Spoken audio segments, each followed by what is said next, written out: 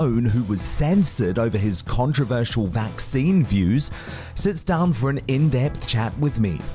Also joining me, social media sensation and free speech champion Maya Tusi, GBNews host Neil Oliver, and the positive professor Carol Sikora. And I break down the day's top headlines with my superstar panel, the Daily Express columnist Carol Malone, social commentator Esther Kraku, and senior reporter at the newspaper Benjamin Butterworth. That's Dan Wootton tonight, Monday to Thursday from 9 p.m. till 11 p.m. on GB News.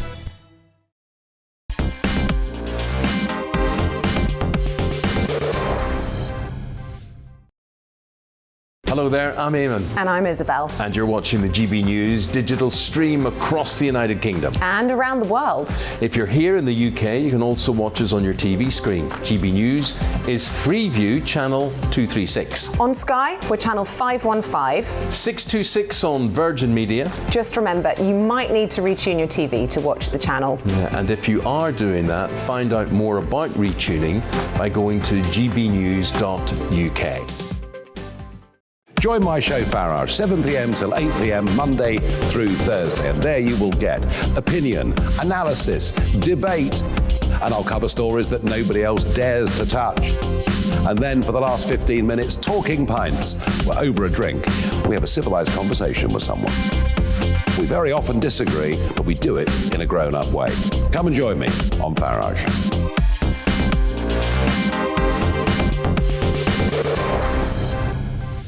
I'm Dan Wootton. Join me Monday to Thursday from 9 to 11 for the feistiest and most fun news debate on TV, where free speech reigns. I'll bring you a sharp take on the day's biggest stories, bombshell newsmaker interviews, and A-list guests. And I guarantee you, no spin, no bias, no censorship, and no reason to go to bed. That's Dan Wootton tonight, Monday to Thursdays from 9 on GB News. Hello there, I'm Eamon Holmes. And I'm Isabel Webster. And we hope you can join us for Breakfast with Eamon. And Isabel. You make me laugh out loud, belly laugh. Is that important first thing in the morning? Yeah, absolutely. And there's me trying to be deadly serious. News is a serious business. Yeah, I have to rein you in sometimes. Well, it doesn't stop us laughing at it. It doesn't stop us having an opinion on what's going on. Yeah. And it certainly will not stop us reflecting what you think. Weekdays from 6 to 9:30 on GB News.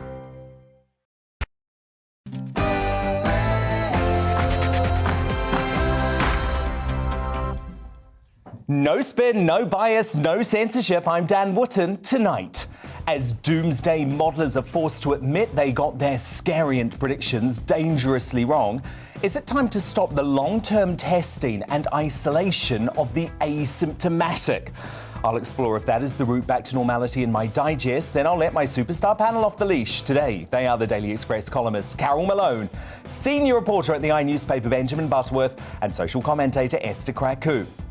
Speaking of normality, is it time we axed free COVID tests in a bid to end the nation's obsession with their status? Professor Angus Dalgleish, who describes constant testing as tantamount to self-harm, and Dr. David Strain go head-to-head on that crucial question in the clash. Then he's been banned by Twitter, but not here. Dr. Robert Malone, one of the men who first developed mRNA technology, worries our inability to question the COVID narrative and efficacy of the vaccines is partly because of mass formation psychosis. What does he mean by that? He'll join me live at 10:20. As Novak Djokovic wins his court battle against the authoritarian Australian government, has the country's appalling treatment of the tennis star finally exposed their COVID-0 approach as a complete disaster? GB News star and the pandemic's voice of reason, Neil Oliver, weighs in on that in The Outsider at 9:35. Vaccines reducing transmission only for about 8 weeks with Delta. With Omicron, it's probably less. And for that, I would be dismissed if I don't have a vaccine. The science isn't strong enough. Was that unvaccinated doctor who claims he has natural immunity right to challenge Sajid Javid over mandatory jabs for NHS staff? I personally think his brave stand in favour of personal choice should be applauded. The positive professor Carol Sikora will give his own expert take at 9:50. Raised in different ways, and we do have different financial situations, but I think if you want something enough, you can achieve it, and it just depends to what lengths you want to go to get where you want to be in the future. As the Love Island star turned fashion industry director Molly May is ridiculously forced to apologise for saying that, I will ask, was she targeted for the crime of being a white middle-class woman?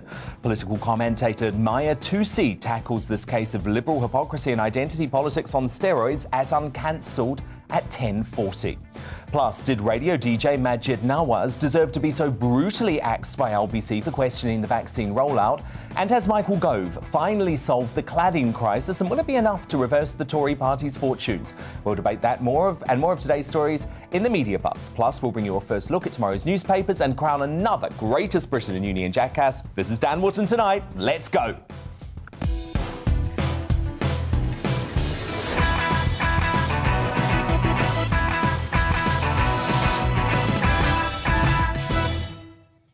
Just one thing first, I'm no major fan of tennis, but I will be absolutely hollering for Novak Djokovic to win the Australian Open after his horror treatment by the Aussie government.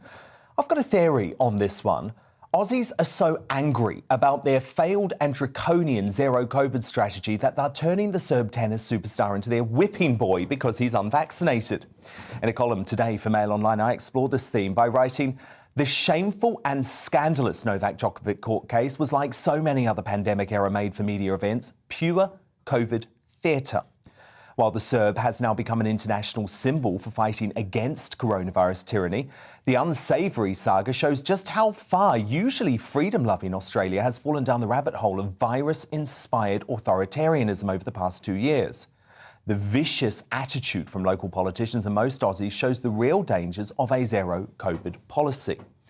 Now, as I've been warning since 2020, it makes society nasty and inward-looking. Millions of paranoid residents now suspiciously regard international arrivals, even those with Australian passports, even sometimes their own relatives, as plague rats determined to spread deadly COVID down under. So Djokovic most likely had no idea he was entering a tinderbox of confected outrage ready to explode as he flew into Australia after announcing on Instagram just 6 days ago, "I'm heading down under with an exemption permission." But the entire farce shames the Australian PM, Scott Morrison, opposition politicians down under, and the Aussie authorities who blindly went along with it all. More coming up on this story with Neil Oliver shortly. But first, the news at 9 p.m. with Tamsin Roberts.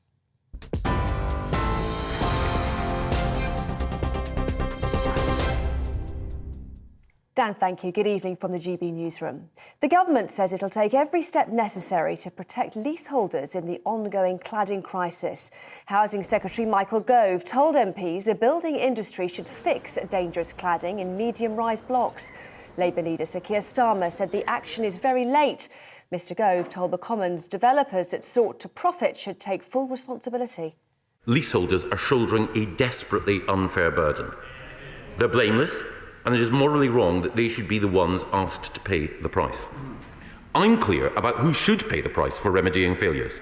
It should be the industries who profited as they caused the problem and those who continue to profit as they make it worse. Labour is accusing the Prime Minister of having no regard for the rules after a leaked email shows Downing Street staff were invited to a party during lockdown.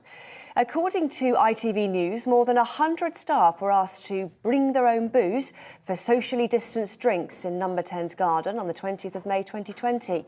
The email was reportedly sent by Boris Johnson's principal private secretary. This alleged gathering is separate to an event in which a photo showed the PM and his wife in the garden with colleagues. Novak Djokovic says he's pleased and grateful after a judge overturned his visa cancellation and he wants to compete in the Australian Open. A court has ruled he did have the required medical exemption to enter the country without a COVID vaccine. But Australia's immigration minister still has the power to recancel the visa and deport him. Speaking to GB News, the tennis star's brother says it's been a hard week for the Djokovic family. None of us have slept in the last 3 to 5 days, depending on who had what role in this. Yeah. But obviously, this morning when we heard the verdict, we were quite happy. It's been very tough for us to stand by him, defend him, and take care of him, and at the same time not offend anybody else. Because obviously we don't want to do that. We don't want to attack anybody. It's just about protecting one of our own. The pilot of a light aircraft has had a narrow escape after his plane crashed onto a railway line in Los Angeles. Go, go, go, go, go! Police body cam footage shows the pilot being carried away from the plane just moments before it was hit by a train at full speed. Debris from the collision narrowly missed bystanders. Local media say no one on the train was injured. Buckingham Palace has revealed the full lineup of celebrations for the Queen's Platinum Jubilee in June. Street parties and a concert with some of the world's biggest entertainment stars are part of the plans to mark Her Majesty's 70 years on the throne. It'll culminate in a 4-day UK bank holiday weekend from the 2nd to the 5th of June. Well, this is GB News. We'll bring you more news as we get it. Now, though, it's back to Dan Wootton tonight.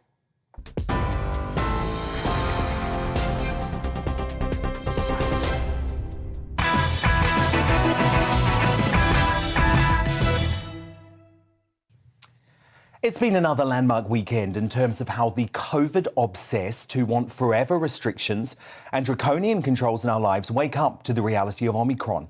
It's a pussycat that's bringing this pandemic to a speedy end. The doomsday modelers have been forced to admit they got it hysterically and dangerously wrong, actually, when it comes to the scariant, just like I'd been warning for weeks. The lockdown cheerleaders at the BBC devoted an entire episode of their Sunday morning news show to learning to live with COVID. Only a year and a half too late, folks. Dr. Clive Dix, the highly respected former chair of the UK Vaccines Task Force who helped firms develop COVID vaccinations, dropped this truth bomb in the Observer newspaper, of all places. Mass population-based vaccination in the UK should now end. He went on to say COVID should now be treated as an endemic virus similar to the flu, just as I've been saying for months. The mainstream media have woken up to the fact there is zero justification for forcing our kids to wear masks for 8 hours a day at school. The UK Health Security Agency, run by Jenny Harries, has received a warning from the statistics regulator over Sajid Javid's dodgy claim there had been 200,000 Omicron infections a day by mid-December. And Javid himself was confronted by a hero doctor called Steve James at King's College Hospital in London over his barbaric policy to sack unvaccinated NHS workers from later this year. So I've had COVID at some point. Yeah. I've got antibodies. Yeah. I've been working on COVID ITU since the beginning.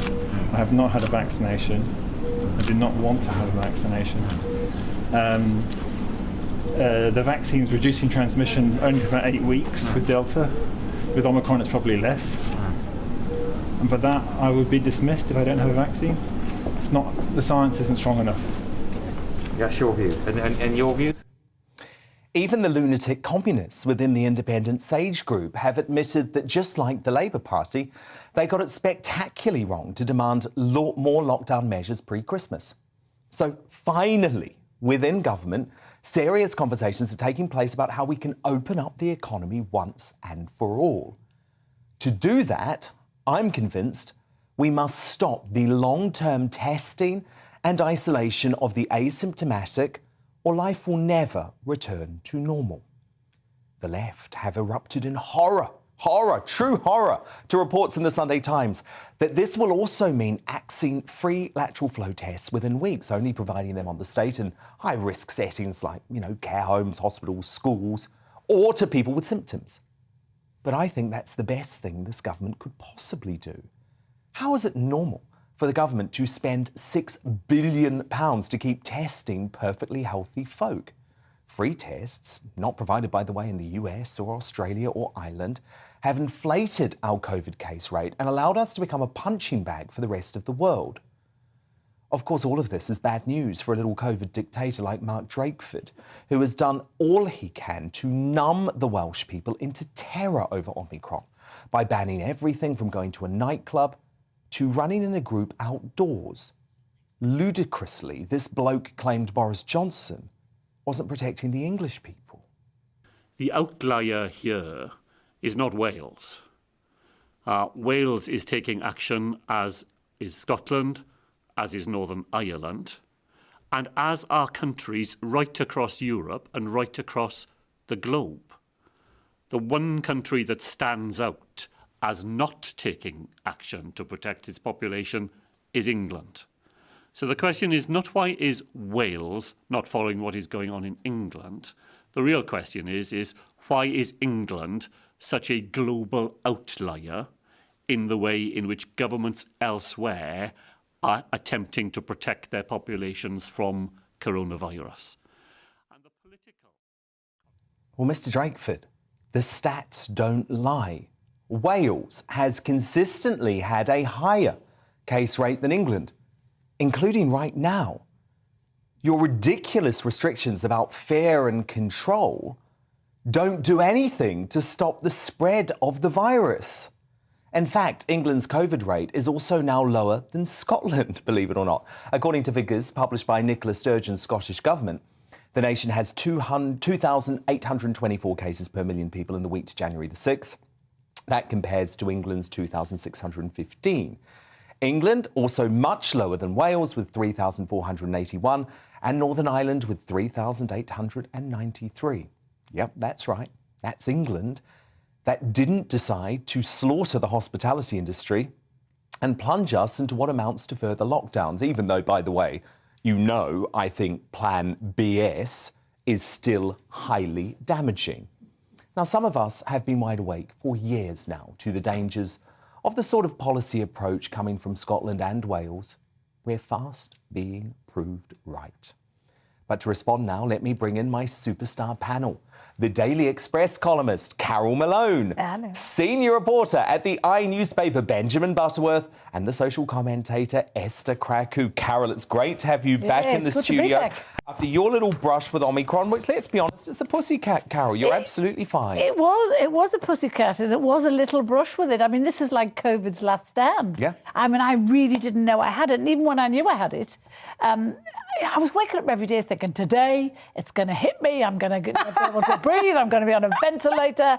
No, it didn't happen. I told you were going to be okay. No, what are you I telling told me? you One for thing months you were going to be okay. I'm listening to the science, Dan. No, I joke, because I wasn't, obviously. But it really is. Yeah, this is ridiculous to lock down, not to lock down a nation, but to make people isolate for 14 days for a virus that has no symptoms. You know, 100,000 NHS workers are currently isolating. You know, we're stopping kids from going to school because they're isolating for a virus that mainly now has no symptoms. So do you agree with me that we need to stop asymptomatic testing of the population? Yes. Yeah, because the thing is, by the time, unless you lateral flow every day as a matter of course, which most people don't, by the time you have any symptom at all in your lateral flow, you've had it for 3 or 4 days anyway. So you've done it, you've spread it. So it doesn't matter. But I actually think, you know, now that I'm glad I've had it, I'm really glad I've had it. I feel You're free as a bird, baby. I'm free as a bird, baby. You and I can go partying now. We can go, maybe not. Maybe you, can you go? No, you haven't had it. But I think we should all get it. If it was as mild, I get that people who have compromised immune systems don't want to get it. I get that. But for people like me, you know, remember, I'm pretty compromised in that I'm old, I'm fat, and I've got asthma. So you know, but I was a COVID bad news story waiting to happen, but not with this strain. And I don't think you were, of course, because you also have been open about the fact that you've been jabbed as well. Been jabbed, yes. Esther, we have to change the strategy and fast, don't we? Yeah, this is not... I mean, living with COVID doesn't look like spending £6 billion on testing, £30 billion on test and trace. I read today that it's estimated that Boris will unveil his living with COVID plan in March, which I'm hoping scraps this whole testing hysteria. But I just think moving forward, we need to recognise that this is always going to be part of society, and we can't keep closing down schools, mass testing, 100,000 NHS workers being isolated. April's coming, all these doctors and nurses and health professionals that don't even make up half of the NHS employment, by the way, are going to be sacked, right? It's getting ridiculous, So I think this is the first step in actually living with COVID. The next step is stopping the mass hysteria, because there are people that, like, I had a London taxi driver rail at me about COVID, and I'm like, the only way you could be more exposed to COVID is to be working in the NHS. I just thought that was bad news for Sajid Javid there, being, attacked, if you like, by that medic saying that, you know, it was wrong to sack people. You have to get vaccinated if you're in the NHS and you're dealing with... He wasn't attacked. It was a completely sane and rational conversation from a healthcare professional who we trust to put people to sleep. What could Sajid Javid do in return? He couldn't really say much to the guy. All he could do was listen, not because of that, but because he's the government minister. That particular hospital, King's College Hospital in London, is going to lose 1,000 staff members. So get the vaccination then. Hold on. You know, this is the thing, though. With the vaccination, right, you would have some sort of argument if having the vaccination stops you from passing on the virus onto patients, because that's the main risk. You get vaccinated so you don't pass it on to your patients. But when you're vaccinated, you know, Esther, you've read all this stuff like I have. Listen, hold on. Getting vaccinated as a medical professional, if you're working in a health industry that requires you to be vaccinated, the main premise is to protect your patients. If the vaccinated and the unvaccinated are spreading COVID at the same rates, then there's no we case. know, don't we, that in hospital now, 90% of the people in ICU have not had their COVID booster, so they're not fully vaccinated. That's on them. So if you... Well, it's not because a doctor who might get it could make them worse. Well, he says because they already have it. That's why they're in ICU. Benjamin Butterworth, to get back to the topic at hand, why are you so obsessed with testing everyone, no matter whether they have symptoms or not? You're one of these people that actually likes COVID hysteria, don't you? You want to live in this sort of COVID hell for years and years to come. You almost seem to, and no offence, but you almost seem to get off on it a little. Oh, blast Well, do you know, first of all, it's nice to be the calm one on the sofa again. That makes quite a change. Oh, just you wait. You know, the thing is... I was just gonna jump in and defend you there, but you're on your own now. You know, Carol had COVID, and thank God she was absolutely fine, and chances are statistics... Would you say that if she'd had the common cold? Thank God she survived the common cold. But the thing is, that the reason I think testing is useful is because someone might even be asymptomatic. It's quite plausible that someone of my description would get it and be asymptomatic, but the person you pass it on to might not be. Exactly. And that's why I want to know if I've had it, because then I can make sure that I'm not putting people at risk unnecessarily. Not vaccinated? Where Well, is their personal they should be vaccinated, of course. You're going in the opposite view now. No, hold on. I've always shouldn't be vaccinated, but everyone else should. I've always been consistent. Do what you want. Do what you want, but the responsibility for yourself is on you, and that goes for doctors, that goes for nurses, that goes for individuals. I mean, we even have the head of the JCVI and the former head of the vaccine task force saying, actually, we need to move towards a system in this country, Benjamin, where we only vaccinate the vulnerable. This idea of vaccinating the population once every 4 to 6 months is not only impractical, doesn't make any sense from a health perspective, and it doesn't make any financial sense. It will bankrupt the country. I mean, what would bankrupt the country is you know, a lot of people getting sick again. That wouldn't be good news for anybody.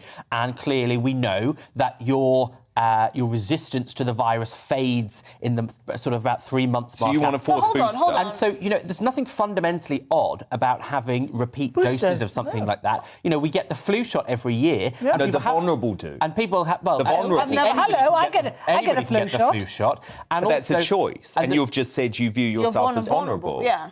No. Well, do you get the flu jab? I've been having the flu jab. Of course he doesn't. Of course he doesn't get the flu jab, Carol. He gets the COVID jab because it's about virtue signaling being part of the virus. Benjamin, have you ever had a flu jab? No. Of course not. No, Thank you, point proven. But you understand. No, your point isn't proven. It is. Your point isn't. He's never had a flu jab, Carol, because he's a perfectly young and healthy person who isn't going to be killed by the flu. 15 years ago, I was a perfectly healthy, youngish person, and I got a flu jab because my company gave it to us. But they gave it to the office because they didn't want us to be off work. That's still not Ben's age. You know, it's complete nonsense. Thanks, Esther. I think that was an insult. No, but I'm saying, like, he's literally like 4 years older than me. She's so old. 30 years. But even if you take 15 years off, she's still old. Thank you, Esther. It's great to be back. I'm sorry. Oh, my superstar panel. Sorry, they're making me laugh already. Carol Malone, the very young-looking, healthy-looking Carol Malone, Benjamin Butterworth and Esther Kraku. They are here all night. Oh, God. Now, coming up, has Novak Djokovic's nightmare opened the world's eyes to the zero COVID madness of Australia? GB News star Neil Oliver investigates in The Outsider. But next, is it time to axe free COVID tests to learn to live with the virus? Professor Angus Dalgleish, who's likened constant testing to national self-harm, battles it out with Dr. David Strain, who says we need to keep the lap flows coming until COVID is eradicated. Sure to be a fiery clash, and I want to know what you think too. Email me, dan@gbnews.uk, or tweet me using the handle @GBNews. We've got our poll running there too, and I'll bring you the results after the break. Good evening. Wet weather for many this evening, but tomorrow a bit of a north-south split, staying fairly dull and damp across the south, but much brighter skies across the northern half of the UK.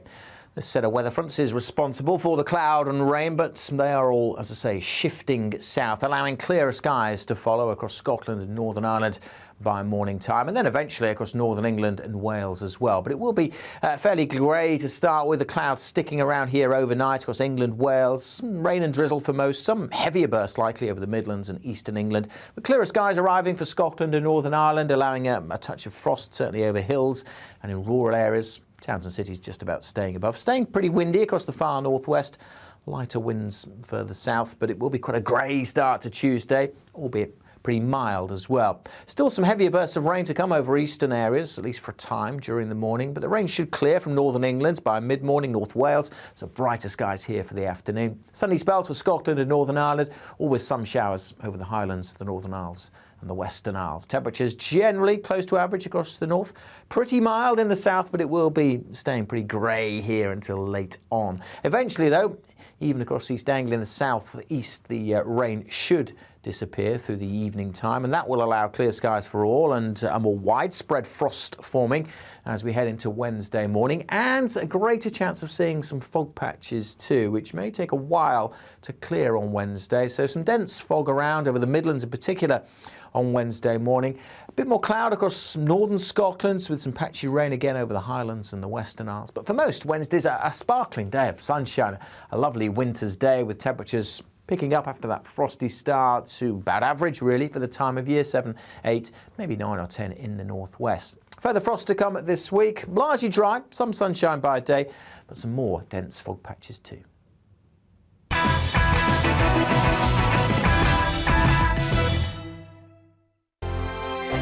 Hello there, I'm Eamon. And I'm Isabel. And you're watching the GB News digital stream across the United Kingdom. And around the world. If you're here in the UK, you can also watch us on your TV screen. GB News is Freeview channel 236. On Sky, we're channel 515. 626 on Virgin Media. Just remember, you might need to retune your TV to watch the channel. Yeah, and if you are doing that, find out more about retuning by going to gbnews.uk.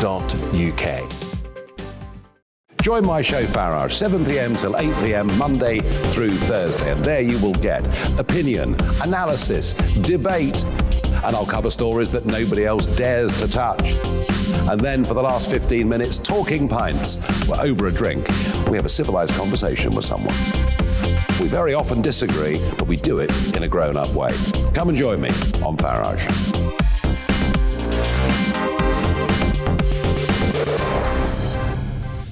I'm Dan Wootton. Join me Monday to Thursday from 9 to 11 for the feistiest and most fun news debate on TV, where free speech reigns. I'll bring you a sharp take on the day's biggest stories, bombshell newsmaker interviews, and A-list guests.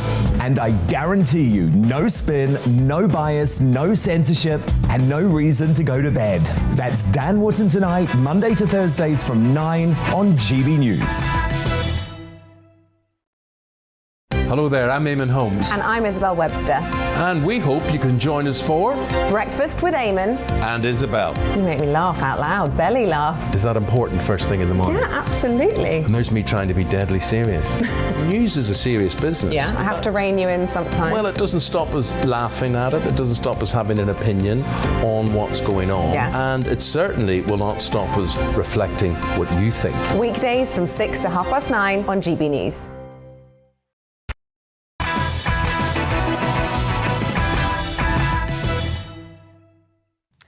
Neil Oliver, Carol Sikora and Dr. Robert Malone coming up. But time now for The Clash.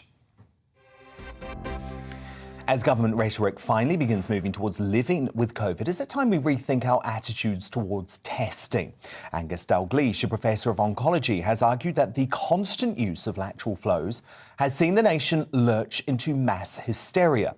Writing in the Daily Mail today, he argued it is tantamount to national self-harm. Hundreds of thousands of British businesses are now being crippled because of a mania over checking people for an infection that they may have no symptoms for. Now, Professor Dalgleish, who's here tonight, is of the opinion that free lateral flows need to go if we are to have any hope of returning to normality. But what do you think? Should we axe free COVID tests in order to live with the virus? You can email me, dan@gbnews.uk. Always love getting your emails. You can tweet me too at GBNews. We've got a poll running there now. I'll bring you the results very shortly. But to help you make your mind up, let me bring in the professor and his opponent tonight, Dr. David Strain, Senior Clinical Lecturer at the University of Exeter Medical School, who says it's vital that tests remain free until COVID is vanquished. So, Professor Dalgleish, we need to axe lateral flows, don't we, if we have any hope of getting back to normal? And by axing them, I say surely only people with symptoms should actually be testing themselves. Well, this is exactly what I've been arguing for a long time. What is the point of testing people who are then positive and they have to self-isolate with an agent that is just so infectious?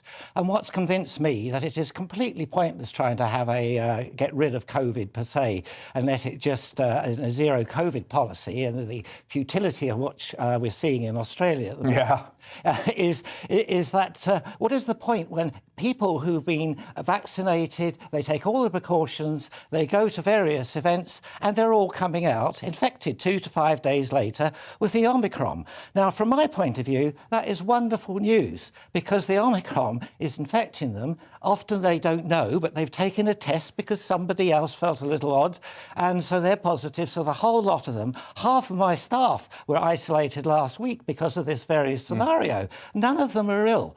So why on earth are we basically committing sort of business suicide? And the effect this is having on small business, and particularly the NHS, is really a national disaster and costing us an absolute fortune.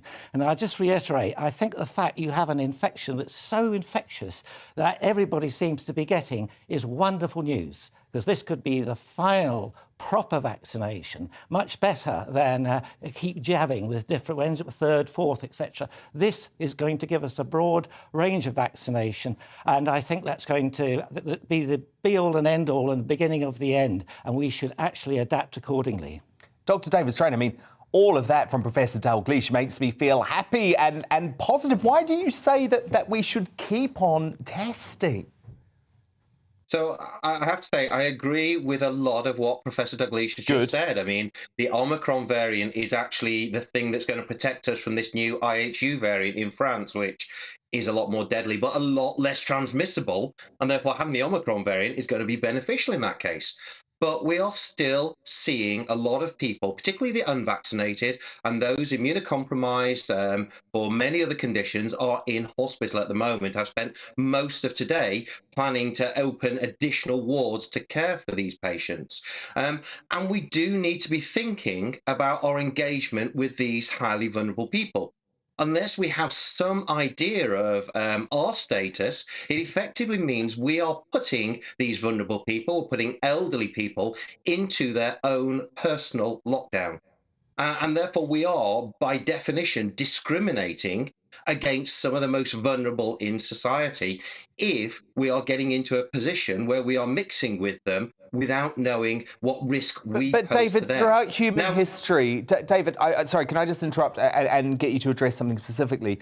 You would accept that throughout human history, the extremely medical vulnerable have always been asked to protect themselves in a way that ordinary citizens don't. Because the normal run-of-the-mill flu could kill someone who is very unwell. I think the point that folk like Professor Dalgleish and myself are making is that we cannot continue to effectively shut down society.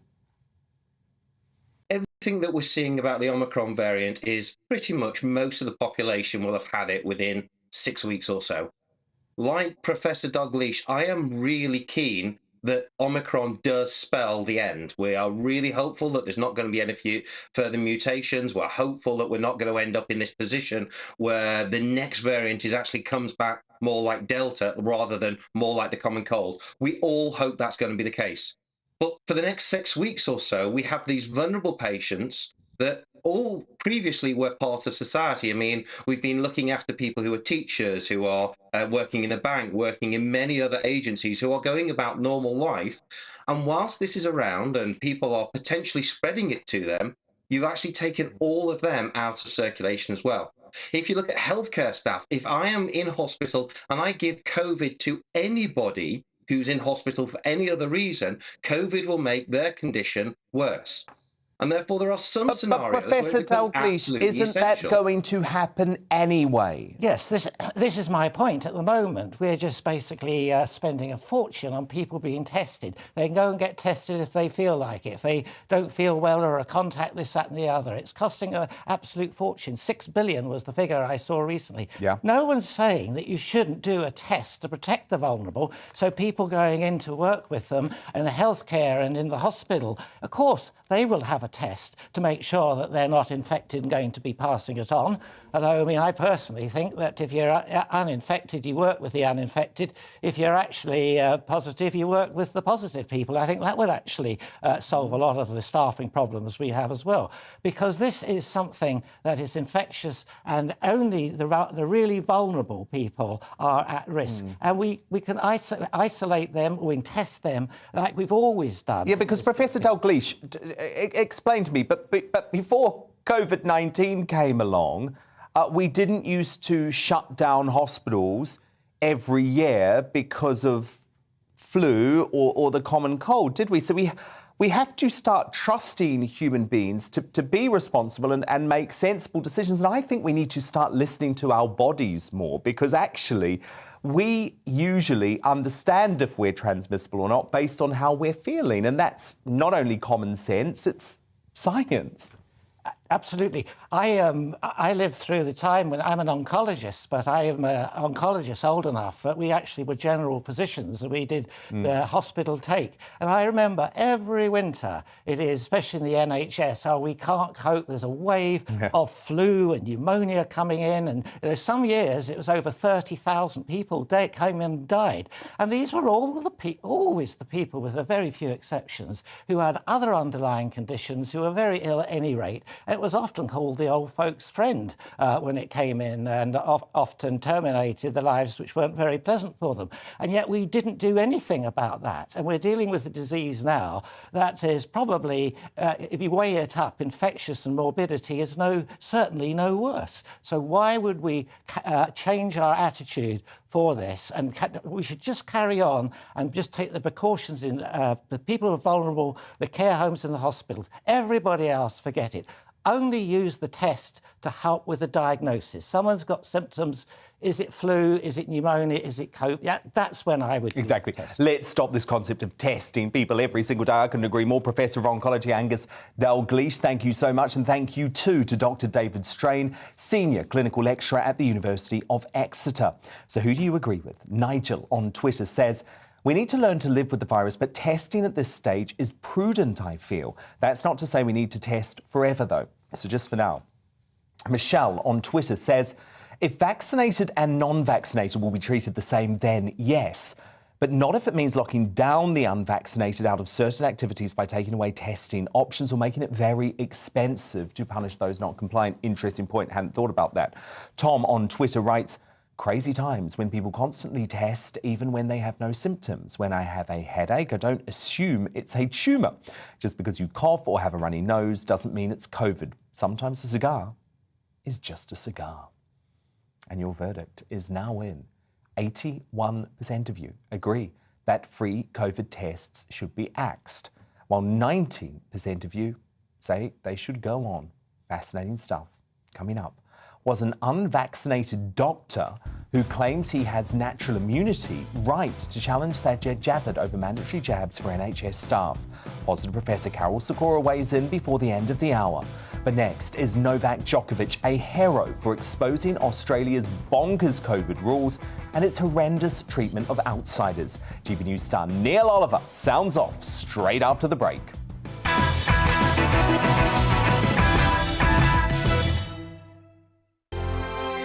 Hello there, I'm Eamon. And I'm Isabel. And you're watching the GB News digital stream across the United Kingdom. And around the world. If you're here in the UK, you can also watch us on your TV screen. GB News is Freeview channel 236. On Sky, we're channel 515. 626 on Virgin Media. Just remember, you might need to retune your TV to watch the channel. Yeah, and if you are doing that, find out more about retuning by going to gbnews.uk.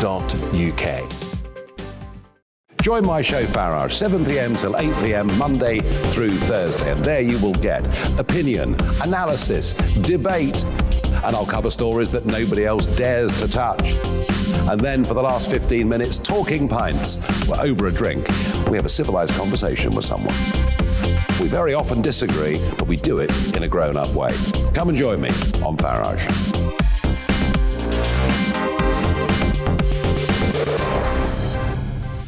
I'm Dan Wootton. Join me Monday to Thursday from 9 to 11 for the feistiest and most fun news debate on TV, where free speech reigns. I'll bring you a sharp take on the day's biggest stories, bombshell newsmaker interviews, and A-list guests. And I guarantee you, no spin, no bias, no censorship, and no reason to go to bed. That's Dan Wootton tonight, Monday to Thursdays from 9 on GB News. Hello there, I'm Eamon Holmes. And I'm Isabel Webster. And we hope you can join us for Breakfast with Eamon and Isabel. You make me laugh out loud, belly laugh. Is that important first thing in the morning? Yeah, absolutely. And there's me trying to be deadly serious. News is a serious business. Yeah, I have to rein you in sometimes. Well, it doesn't stop us laughing at it. It doesn't stop us having an opinion on what's going on. Yeah. And it certainly will not stop us reflecting what you think. Weekdays from 6 to 9:30 on GB News.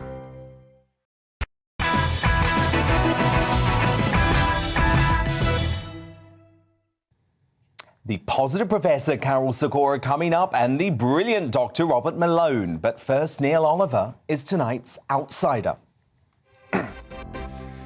And breaking tonight, Novak Djokovic is back on the tennis court after winning his freedom in a court of law.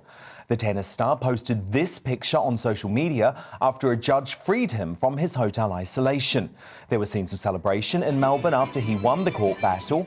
Despite his appalling treatment, Djokovic broke his silence following the ruling to say, "I'm pleased and grateful that the judge overturned my visa cancellation. Despite all that has happened, I want to stay and try to compete. I remain focused on that. I flew here to play at one of the most important events we have in front of amazing fans. For now, I cannot say more, but thank you all for standing with me and encouraging me to stay strong." But whether he will make the Australian Open remains in doubt tonight, as the Aussie government is reviewing the case and could still choose to deport him. Speaking at a press conference in his native Serbia, Djokovic's family blasted his treatment by Aussie authorities, which his mother said amounted to torture. He isn't guilty of anything. He didn't do anything. To have to face Australian laws, and yet he suffered such torture as we've seen ourselves. Of course he fought against the system and the government because he thought he had the full right to be there with this visa that he received, and he came to win this tournament. So for me, this is the biggest win of his career, bigger than all of his Grand Slams. And in an exclusive interview with Nigel Farage this evening on GB News, his brother Georgi Djokovic said that this fight has been about defending the right to choose.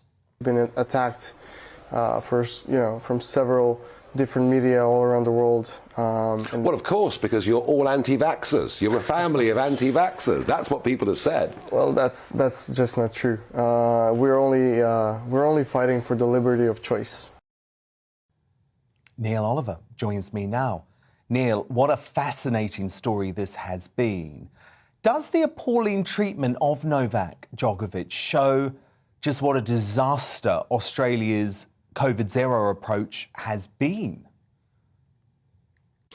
Yes, it does. I think it's been very valuable, very important that someone as famous, as iconic as Novak Djokovic has been at the centre of a test case here. I think it shows up. It just exposes to a very bright light.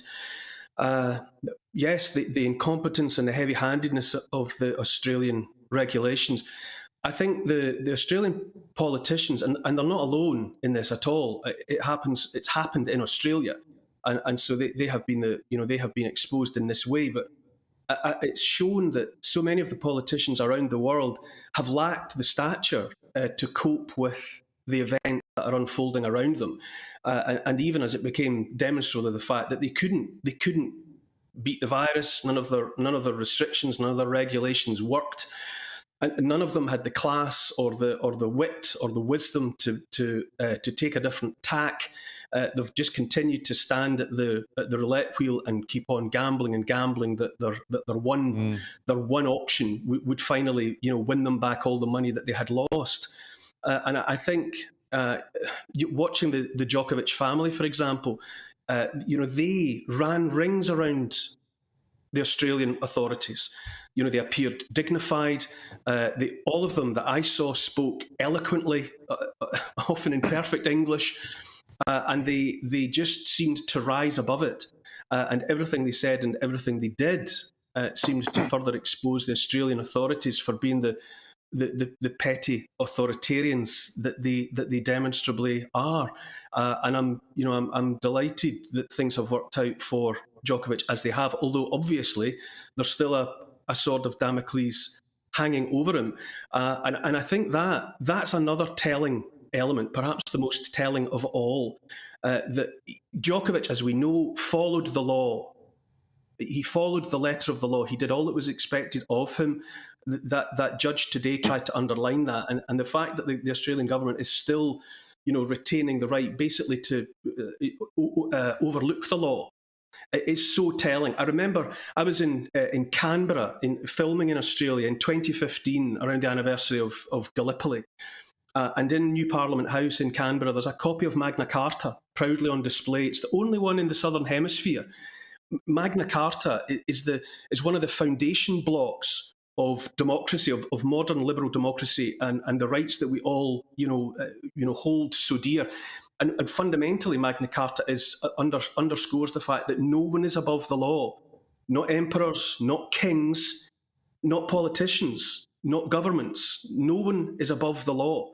That is, and the fact that Australia has a copy of Magna Carta on display in New Parliament House would seem to suggest that they also agree with that. But their present cohort of politicians have just run roughshod over that. And this has been so exposing for them. It shows the ineptitude, the lack of professionalism, the incompetence, the pettiness, the hubris. I completely agree, Neil. And the problem is, because of what Australians have been put through these past 2 years, they are angry. And unfortunately, it seems to have brought out quite an insular, inward-looking side to the Aussie psyche, which I never used to see, Neil, because obviously I have a lot of relatives in Australia and I've been there a lot. But what a lot of people don't realise is that Australians themselves have been treated in an inhumane way by their governments, both federally and on the state level, for the past 2 years. I mean, I've been researching, Neil, today some of the horrific stories, which are people being banned from cancer treatment because they happen to live 5 minutes across a state border. Fathers being banned from seeing their 4-year-old daughters dying of cancer in a Brisbane hospital because they would have to cross the state border. People being banned from their own mother and father's funerals. So the problem is, when the government treats its citizens in this way to try and control a virus, which obviously they failed to do, it feels like the Australian population now want to punish the outsiders, the plague rats, as some of them describe them, who are coming in on flights. And how do we break this cycle, Neil? Because it feels like the Australian population has been subjected to cruelty, but now they are they're putting that cruelty onto visitors, and that feels so wrong. It does feel so wrong, Dan. Between 2013 and 2018, I spent in total 2 years or more in Australia. My whole family were out at one point with me. We were there for 6 months. My kids went to school in Coogee Primary in Sydney. We were there as a family a couple of times, 3 times, and I was there many, many more times than that. I love Australia, and I have dear friends in Australia that I'm in touch with to this day, and that I worry about, will I ever get the chance to go back and catch up with them face to face? And because of those contacts, I'm hearing firsthand from people who are, they're in contact with me verbally and via email, laying out, heartbreaking stories of their own, about how confused, how disbelieving they are, how they cannot believe what their country has become. So, the pain is there. And, you're quoting, some Australians, calling people plague rats and wanting to see all sorts of justice meted out against people like Novak Djokovic. But, as I'm sure you do, I know personally many Australians who are only saying that they want out of this nightmare. And that they themselves cannot believe what has unfolded there in the last couple of years. The inhumanity and the immorality of the regulations and the restrictions that have been imposed in Australia, across Europe, here, in Canada, in North America, it has been a very exposing. It's been a revelation to me. But I think I know, and I'm sure you do too, that the good heart of the people of Australia is still there.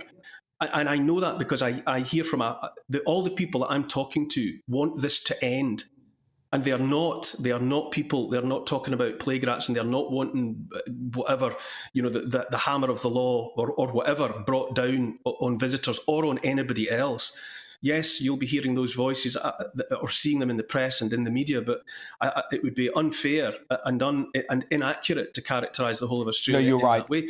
You're right, because the establishment has tried to silence these voices. That's what it is. Australia is, you do become aware if you spend time there that in amongst that whole kind of familiar, sunburnt, barbecue, larrikin character that's advertised, it is also a very obedient and rule-obeying society as well, and it works because the state, previously is very efficient. The healthcare and the way things are done, and the way Australia works, and because it worked and it delivered to the majority of the people what was needed and what was wanted, the people repaid that by going along with the rules.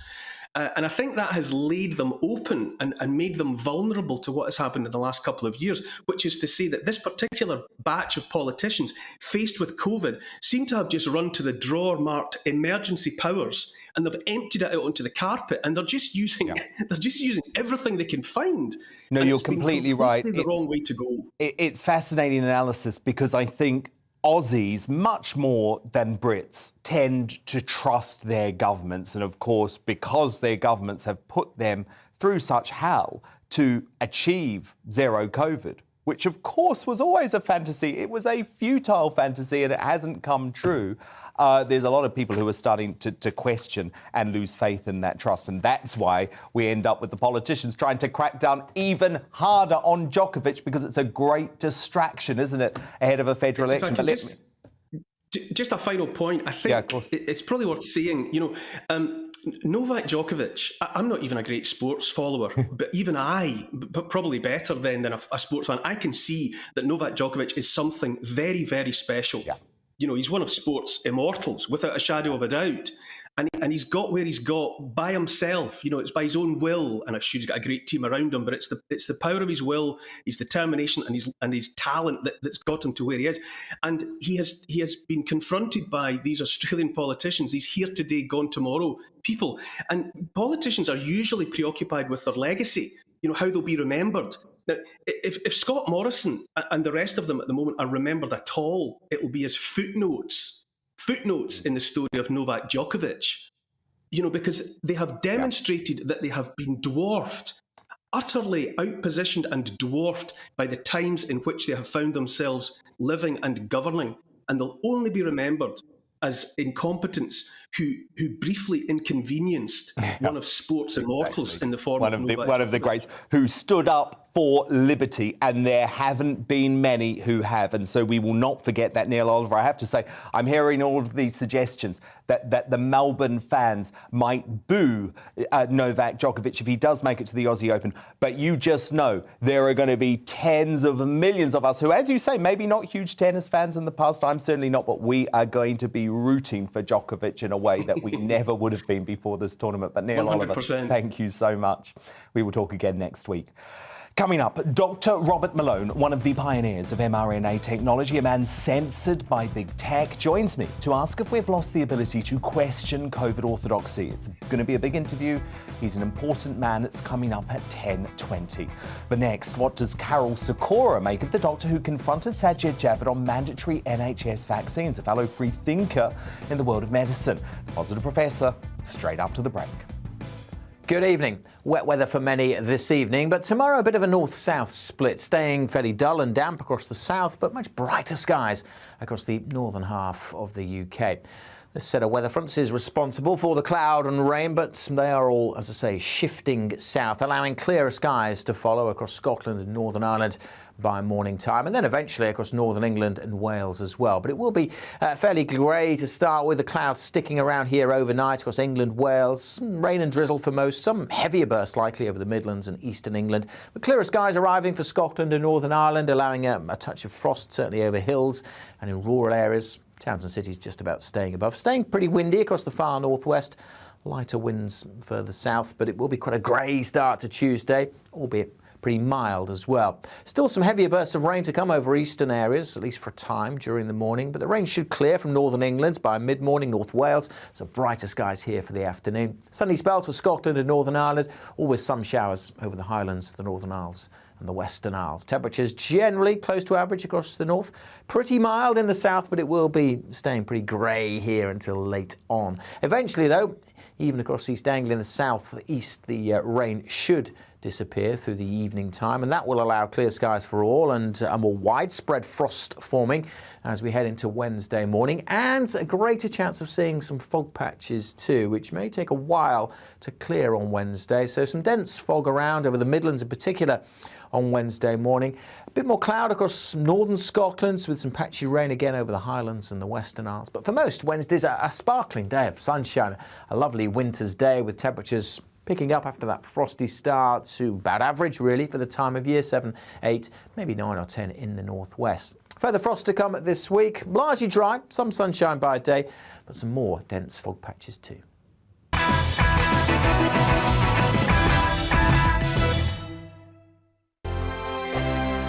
Hello there, I'm Eamon. And I'm Isabel. And you're watching the GB News digital stream across the United Kingdom. And around the world. If you're here in the UK, you can also watch us on your TV screen. GB News is Freeview channel 236. On Sky, we're channel 515. 626 on Virgin Media. Just remember, you might need to retune your TV to watch the channel. Yeah, and if you are doing that, find out more about retuning by going to gbnews.uk.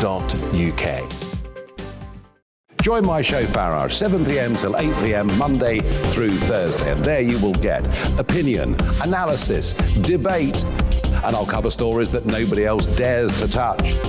And then for the last 15 minutes, talking pints. We're over a drink.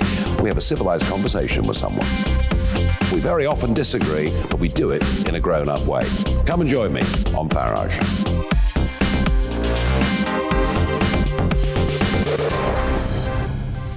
I'm Dan Wootton. Join me Monday to Thursday from 9 to 11 for the feistiest and most fun news debate on TV, where free speech reigns. I'll bring you a sharp take on the day's biggest stories, bombshell newsmaker interviews, and A-list guests. And I guarantee you, no spin, no bias, no censorship, and no reason to go to bed. That's Dan Wootton tonight, Monday to Thursdays from 9 on GB News.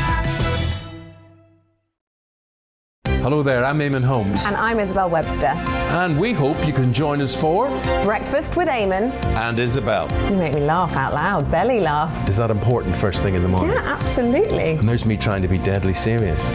News is a serious business. Yeah, I have to rein you in sometimes. Well, it doesn't stop us laughing at it. It doesn't stop us having an opinion on what's going on. Yeah. And it certainly will not stop us reflecting what you think. Weekdays from 6 to 9:30 on GB News.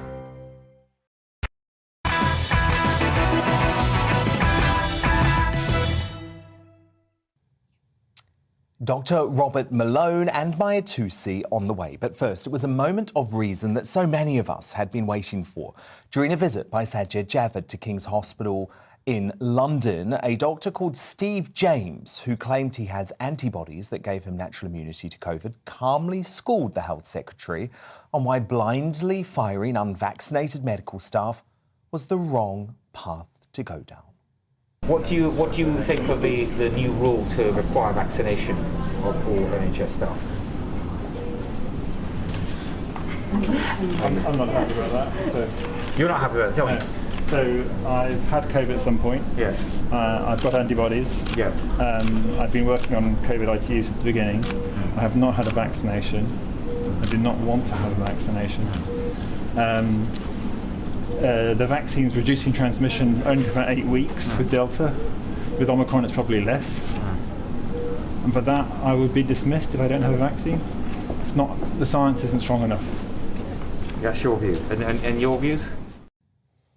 That's your view. I don't like it. I don't like the sanity you're bringing, so I'm going to quickly move on.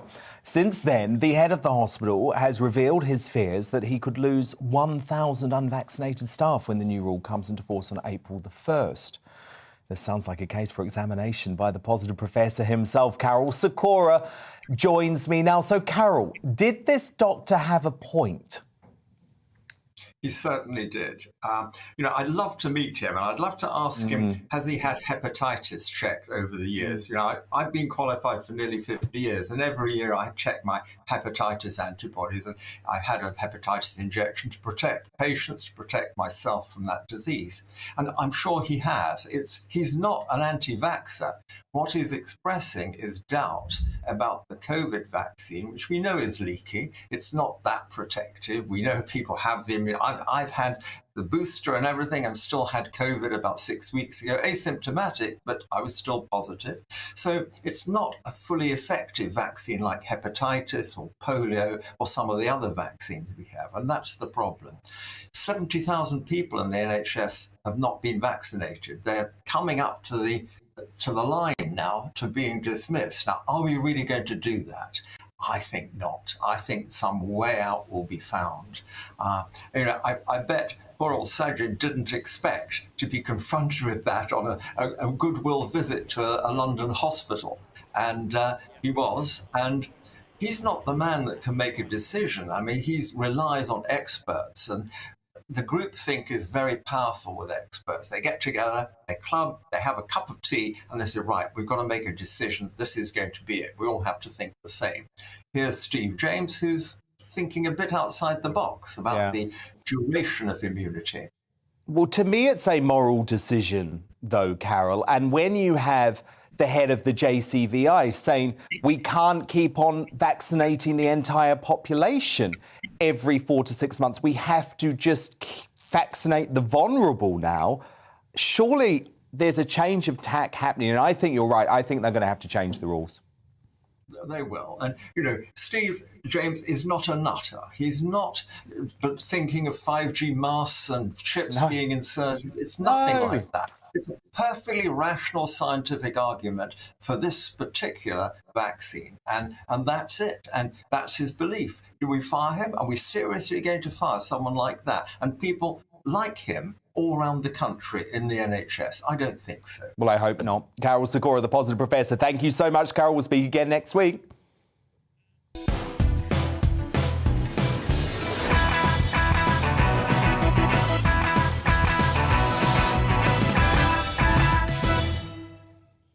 It's 10 p.m. This is Dan Wootton Tonight. Still to come. Big tech want him silenced, but free speech reigns here on GB News. Dr. Robert Malone, one of the men who first developed mRNA technology, shares his fears that our inability to question the COVID narrative and efficacy of the vaccines is partly because of mass formation psychosis. What exactly is that? Well, he'll explain all at 10:20. After Love Island star Molly May Hague was bizarrely forced to apologise for these comments, simply encouraging hard work. Raised in different ways, and we do have different financial situations, but I think if you want something enough, you can achieve it, and it just depends to what lengths you want to go to get where you want to be in the future. And I couple up with political commentator Maya Tusi and ask if the left spun this controversy out of control to punish a white middle-class woman. He's here and uncancelled at 10:40. Plus, in the media buzz, has Michael Gove solved the cladding crisis? Did radio DJ Majed Nawaz deserve to be so brutally axed by LBC for questioning the vaccine rollout? And a handful of Brits bagged gongs at a muted and celebrity-free Golden Globes last night, which saw the dazzling West Side Story forced to share the limelight with this dreary drama, The Power of the Dog. Don't get mixed up with her. You are marvelous, Rose. We were married Sunday.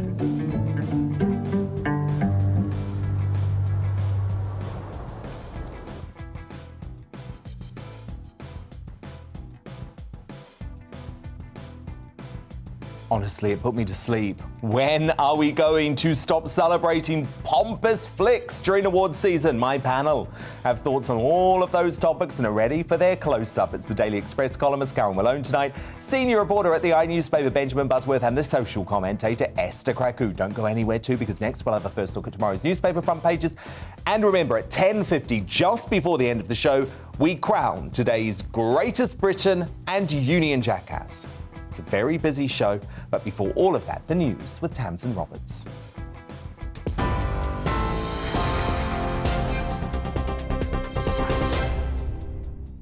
Dan, thank you, and hello from the GB newsroom. Labour is accusing the Prime Minister of having no regard for the rules after a leaked email shows Downing Street staff were invited to a party during lockdown. According to ITV News, more than 100 staff were asked to bring their own booze for socially distanced drinks in Number 10's garden on the 20th of May 2020.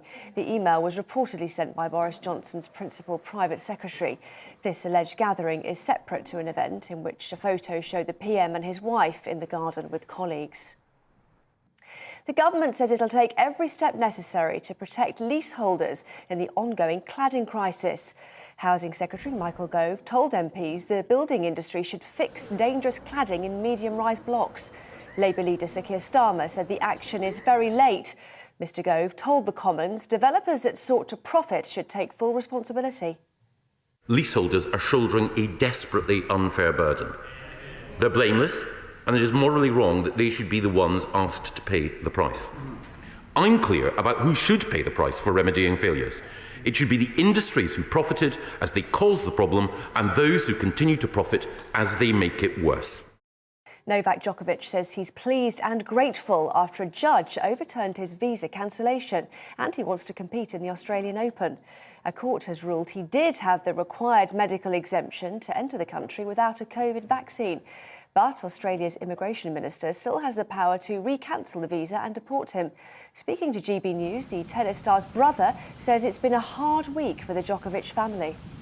None of us have slept in the last 3 to 5 days, depending on who had what role in this. Yeah. But obviously, this morning when we heard the verdict, we were quite happy. It's been very tough for us to stand by him, defend him, and take care of him, and at the same time not offend anybody else. Because obviously we don't want to do that. We don't want to attack anybody. It's just about protecting one of our own. The New York City mayor has confirmed the number of people killed in a flat fire is 17. 9 adults and 8 children died in the blaze at a high-rise building in New York City on Sunday. 60 others were injured. Authorities say a malfunctioning electric heater caused the incident. The city's mayor, Eric Adams, has called it one of the worst fires witnessed during modern times.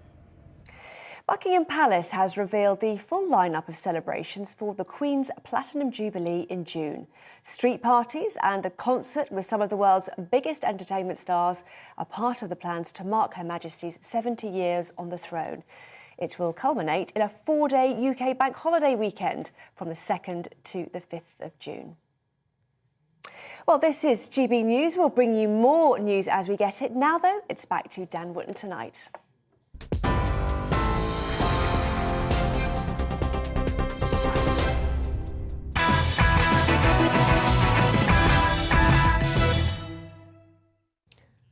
Tomorrow's news tonight now in our Media Buzz.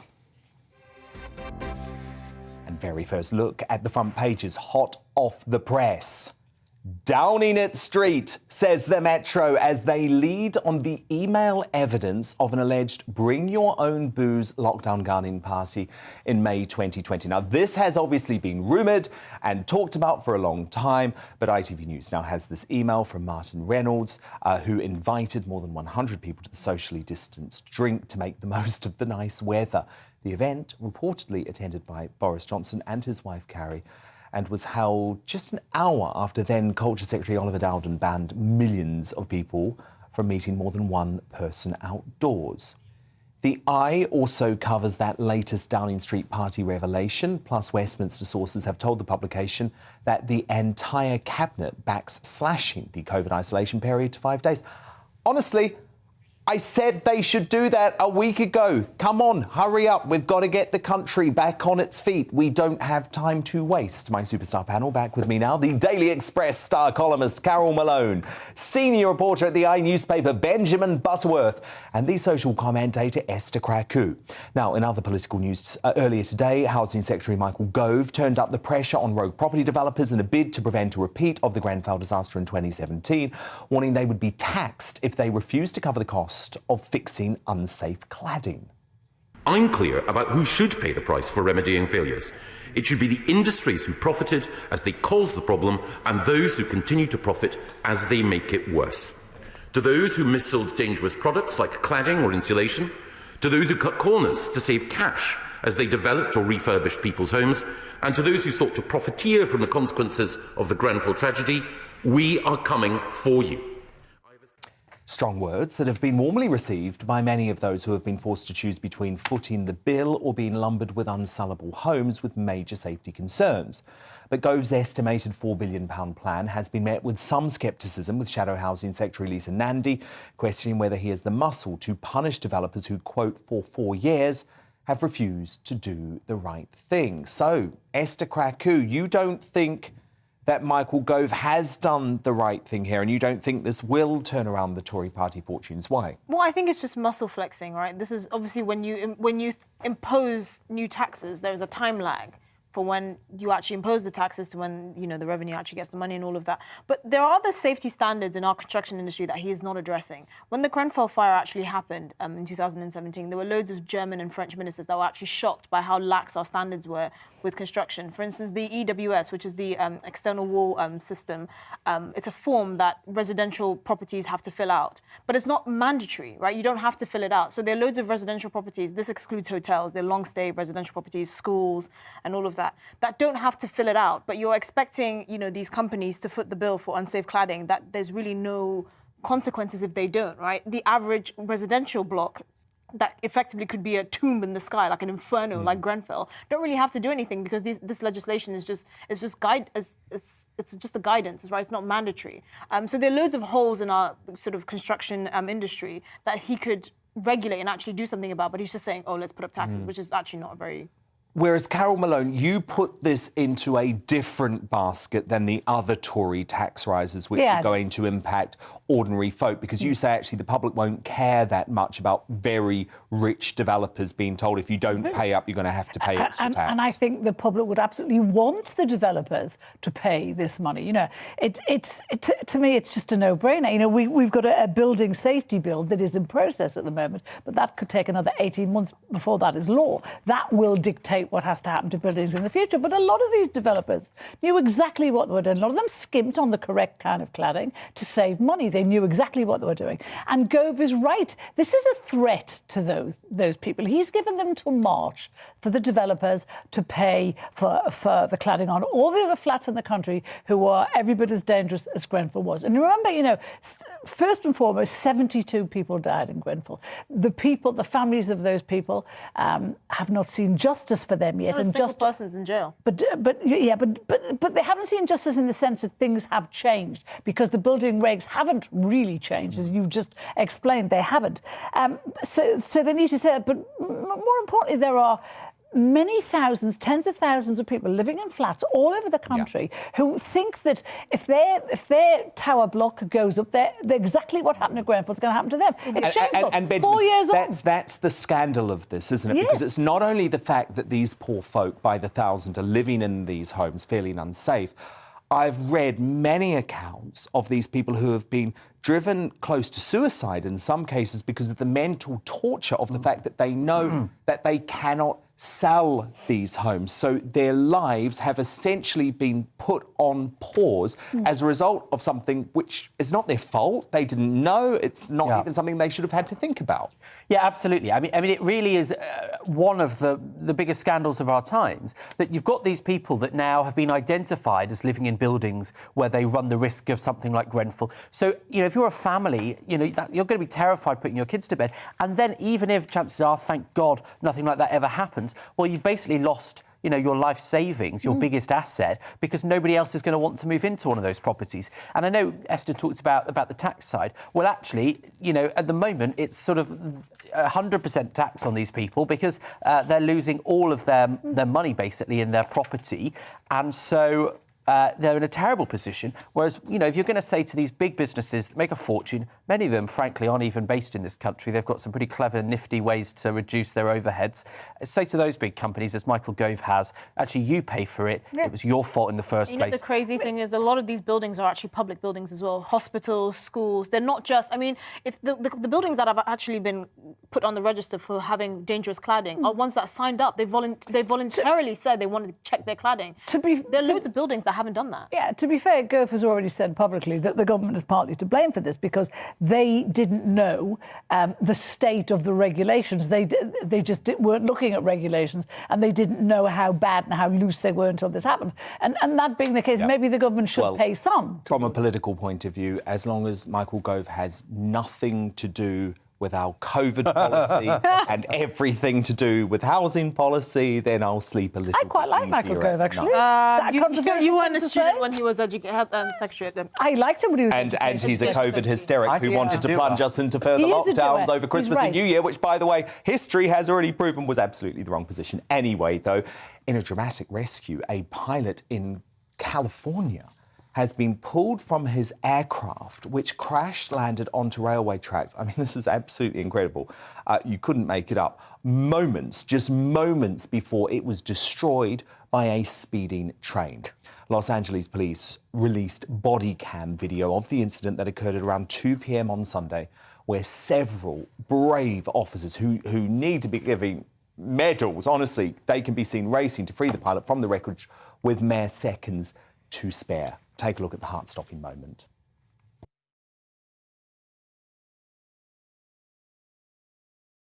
Go, go, go, go, go!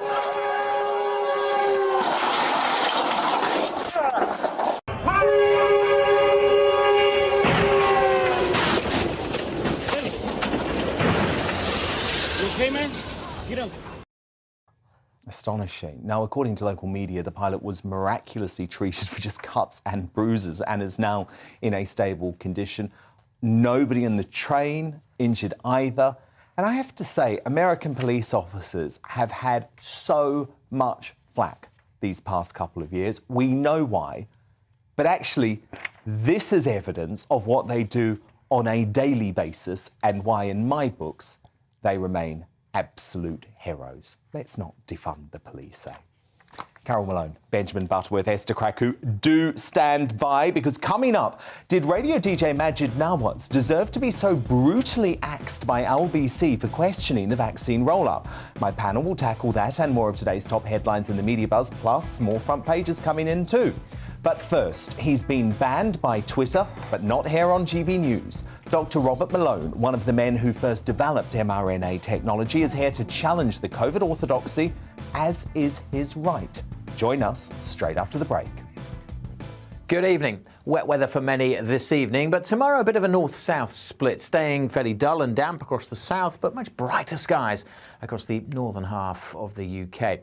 This set of weather fronts is responsible for the cloud and rain, but they are all, as I say, shifting south, allowing clearer skies to follow across Scotland and Northern Ireland by morning time, and then eventually across Northern England and Wales as well. But it will be fairly grey to start with, the clouds sticking around here overnight across England, Wales, some rain and drizzle for most, some heavier bursts likely over the Midlands and Eastern England, but clearer skies arriving for Scotland and Northern Ireland, allowing a touch of frost certainly over hills and in rural areas. Towns and cities just about staying above. Staying pretty windy across the far northwest.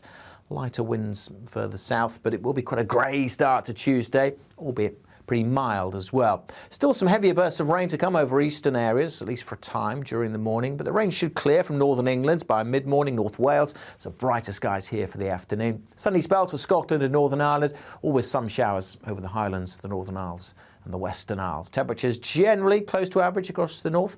Pretty mild in the south, but it will be staying pretty grey here until late on. Eventually, though, even across East Anglia in the south east, the rain should disappear through the evening time, and that will allow clear skies for all and a more widespread frost forming as we head into Wednesday morning, and a greater chance of seeing some fog patches too, which may take a while to clear on Wednesday. So some dense fog around over the Midlands in particular on Wednesday morning. A bit more cloud across northern Scotland with some patchy rain again over the Highlands and the Western Isles. But for most, Wednesday's a sparkling day of sunshine, a lovely winter's day with temperatures picking up after that frosty start to about average really for the time of year, 7, 8, maybe 9 or 10 in the northwest. Further frost to come this week, largely dry, some sunshine by day, but some more dense fog patches too.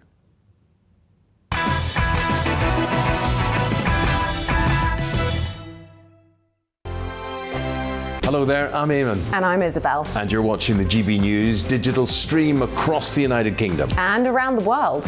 If you're here in the UK, you can also watch us on your TV screen. GB News is Freeview channel 236. On Sky, we're channel 515. 626 on Virgin Media. Just remember, you might need to retune your TV to watch the channel. Yeah, and if you are doing that, find out more about retuning by going to gbnews.uk. Join my show Farrar, 7 p.m. till 8 p.m. Monday through Thursday, and there you will get opinion, analysis, debate, and I'll cover stories that nobody else dares to touch. And then for the last 15 minutes, talking pints. We're over a drink. We have a civilised conversation with someone. We very often disagree, but we do it in a grown-up way. Come and join me on Farage.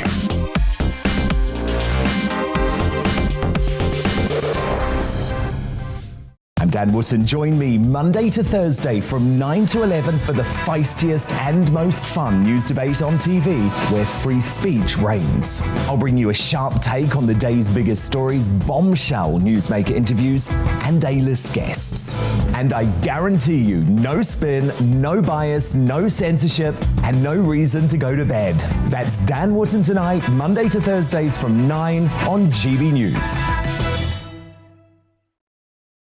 Hello there, I'm Eamon Holmes. And I'm Isabel Webster. And we hope you can join us for Breakfast with Eamon and Isabel. You make me laugh out loud, belly laugh. Is that important first thing in the morning? Yeah, absolutely. And there's me trying to be deadly serious. News is a serious business. Yeah, I have to rein you in sometimes. Well, it doesn't stop us laughing at it. It doesn't stop us having an opinion on what's going on. Yeah. And it certainly will not stop us reflecting what you think. Weekdays from 6 to 9:30 on GB News.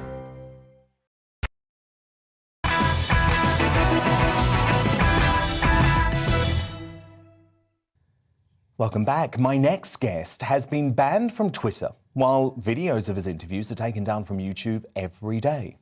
Is he a member of ISIS or maybe the Taliban? Nope. Terrorists can still use their social media accounts.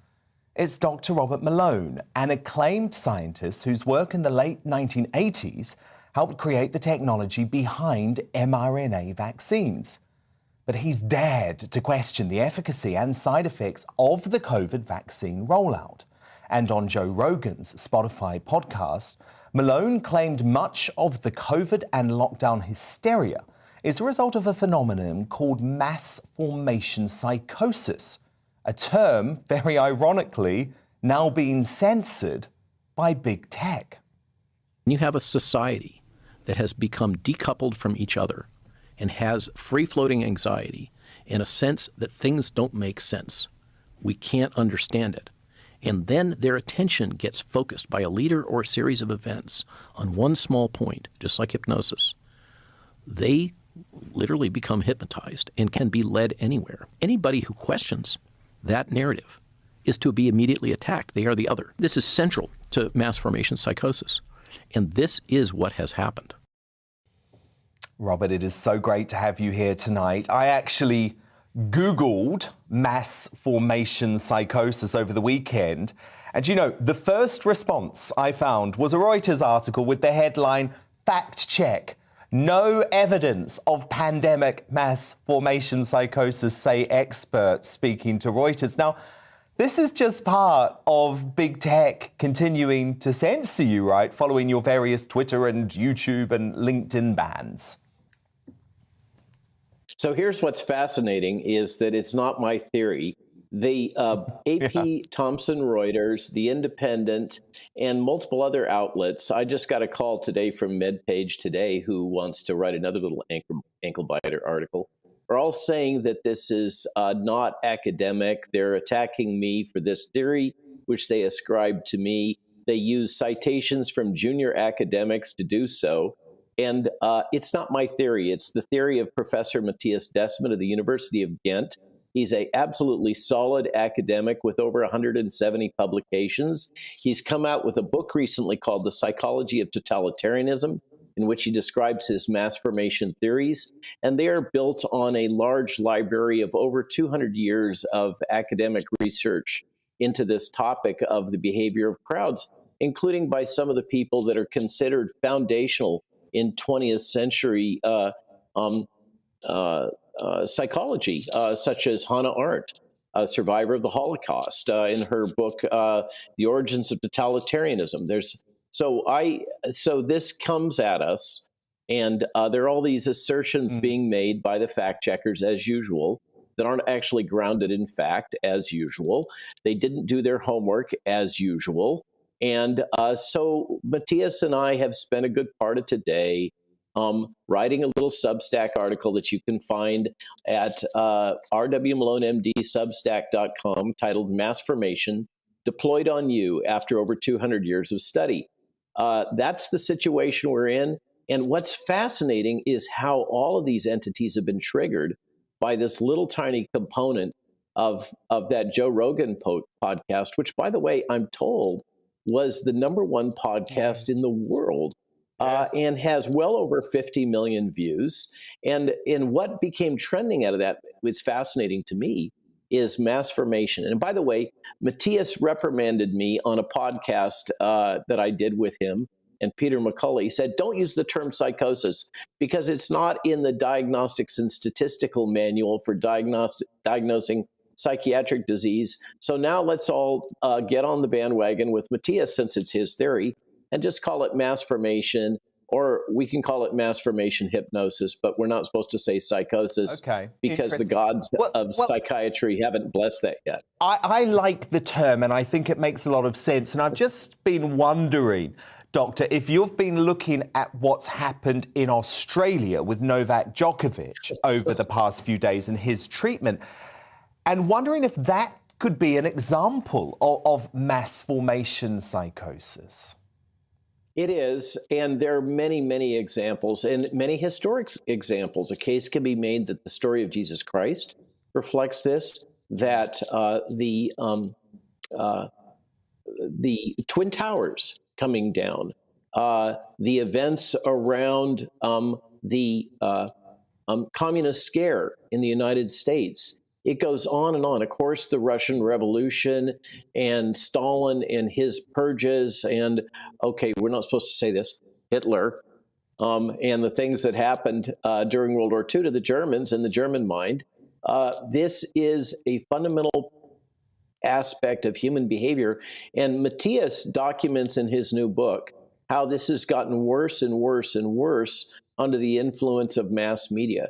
He directly attributes, if you allow me to just read a quote from Matthias regarding this.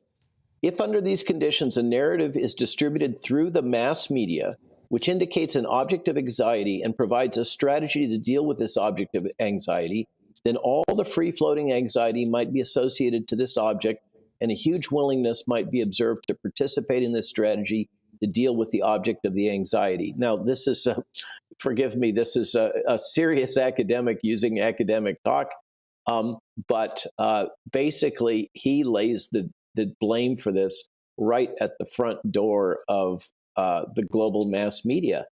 And what's fascinating for me is that one of the first attack that came at me was from this publication called Forbes, which used to be a mainstay of capitalism in the United States, but is now pretty much lock, stock, and barrel owned by the Chinese. So what we've got is a media narrative that's being reinforced that is entirely consistent with the one that the Communist Party in China wants to put out for some reason, that mass formation is crazy talk. Of course. And when it comes to you, I think the reason why they've struggled so much is because how on earth can you call the bloke who essentially was responsible, at least in part, for developing the mRNA technology that has ended up giving us these vaccines, how on earth can you call him an anti-vaxxer? But because you have questioned the vaccine rollout, because you have questioned Pfizer, because you have questioned the side effects, you are now branded an anti-vaxxer, even though you did actually have the first two jabs yourself. There's an answer to that. What you do is you change the meaning of the word anti-vaxxer in Webster's dictionary to include anybody who has reservations about mandates. That's how you do it. You change. I mean, George Orwell must be spinning in his grave, or he feels totally validated by the Trusted News Initiative and your good friends over at the BBC, who just seem to be bent on proving his theories true. I know. It's so disturbing. Look, I want to play you a clip of the Labour leader here. He's called Keir Starmer. I actually call him the leader of no opposition, because he seems to think that the solution to Omicron is vaccinating young children. Can you have a look at this, Robert, and I'll get you to react off the back. Only about half of those over 12 who are eligible to be vaccinated have been vaccinated. We said to the government, use the Christmas period to vaccinate those children. We need much better ventilation. We've been saying this for about a year to stop the virus spreading in schools. So the key point there, Dr. Malone, is that he suggests that the way to stop transmission of Omicron is by vaccinating young children. Now, we've learned that that won't help, right? Okay, so let's be blunt. I'm going to speak rather bluntly. Your Labour leader is suggesting that between 1 in 1,000 and 1 in 3,000 of your children, and according to the Hong Kong study, something like 1 in 2,700 of your male children will go to the hospital with heart damage for a disease for which there is no significant risk of death in those same children. And that's why you say we should not be vaccinating children at all. That and the theories of Geert Van Bosch, which are being played out in real time and validated. That being that by universal vaccination, we're driving the development of vaccine escape mutants, essentially super viruses that will blow through the vaccines. And now we have data from all over the world increasingly coming in that the vaccinated are at highest risk of Omicron infection. I mean, well, at some point, there has got to be an accounting.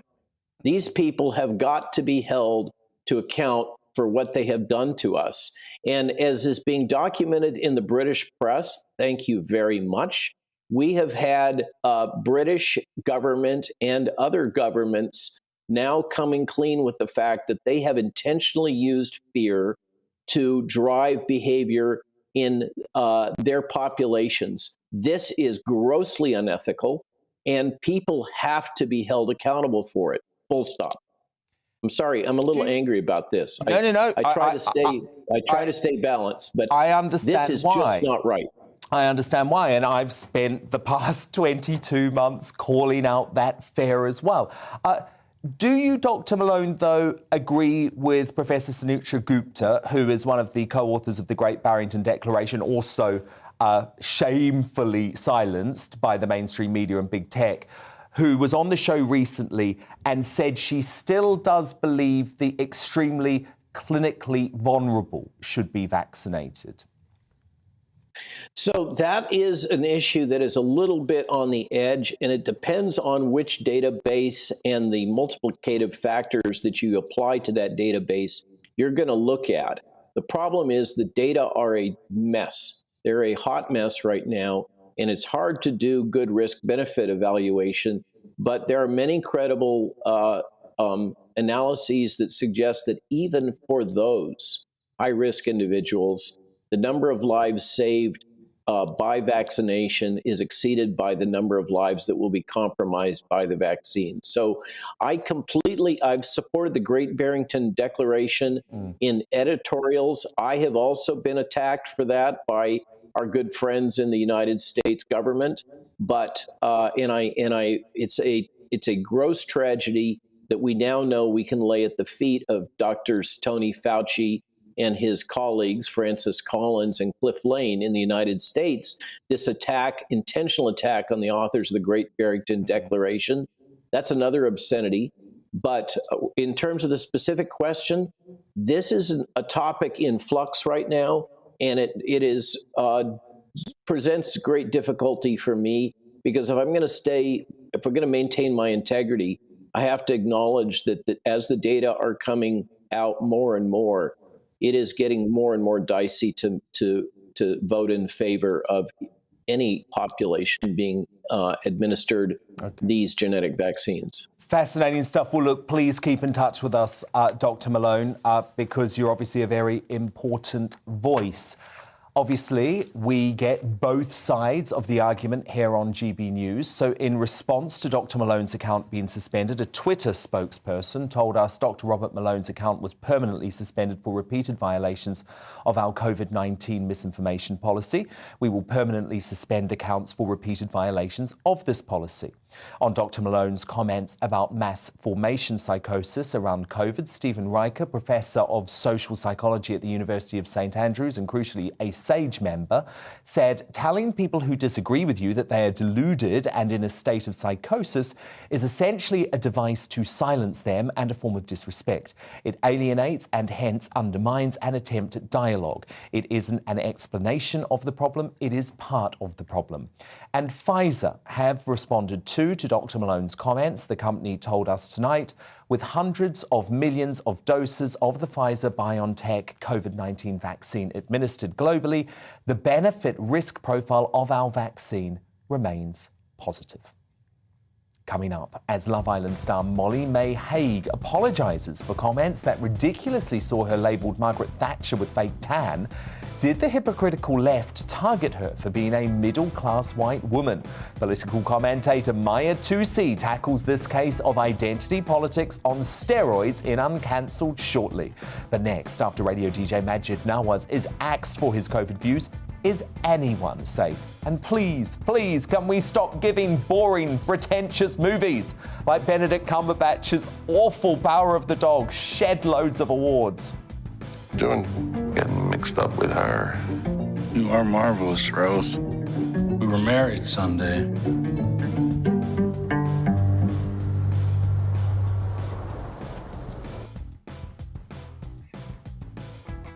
What drivel?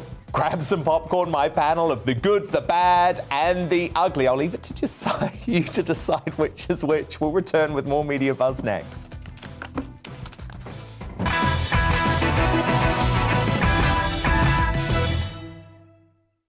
Hello there, I'm Eamon. And I'm Isabel. And you're watching the GB News digital stream across the United Kingdom. And around the world. If you're here in the UK, you can also watch us on your TV screen. GB News is Freeview channel 236. On Sky, we're channel 515. 626 on Virgin Media. Just remember, you might need to retune your TV to watch the channel. Yeah, and if you are doing that, find out more about retuning by going to gbnews.uk. Join my show Farage, 7 p.m. till 8 p.m. Monday through Thursday, and there you will get opinion, analysis, debate, and I'll cover stories that nobody else dares to touch. And then for the last 15 minutes, talking pints. We're over a drink. We have a civilized conversation with someone. We very often disagree, but we do it in a grown-up way. Come and join me on Farage.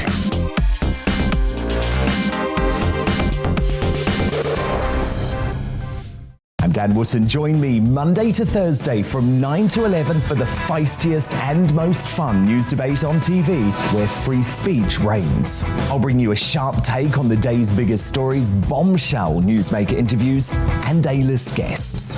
And I guarantee you, no spin, no bias, no censorship, and no reason to go to bed.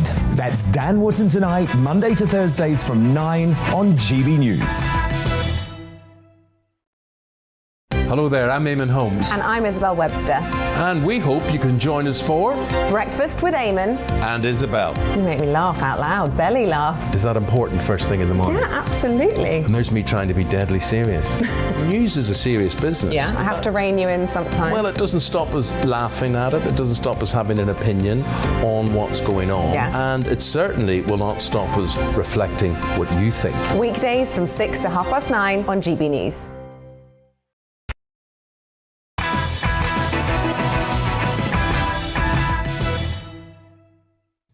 Let's return to tomorrow's News Tonight now in our Media Buzz. More front pages have just been delivered. Don't be a Novak, get boosted, says The Sun. The PM wants to ditch compulsory masks and working from home at the end of January, but low booster jab rates could derail the plan, according to the paper. That makes absolutely no sense because, as I know, as Carol knows, getting the booster doesn't necessarily stop you getting or passing on Omicron. The Daily Telegraph report that there is anger brewing in Cabinet over the misleading isolation guidance. Health bosses have been accused of misleading ministers in an attempt to justify COVID rules, which have crippled the country. The UK Health Security Agency admitted this evening that it was wrong to claim that England's isolation rules were effectively in line with other nations like the US, which had been a central plank of the argument in support of 7-day self-isolation. The news comes as the guidance seems poised to change from 7 days to 5.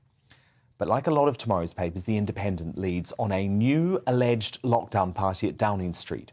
Boris Johnson is said to have been among 40 Downing Street staff who attended a Bring Your Own Booze bash in May 2020. The Guardian also leads on that alleged lockdown breaking garden party. The Met Police, and this is big news, have confirmed they are in touch with the Cabinet Office over the leaked email by the PM's private secretary, Martin Reynolds.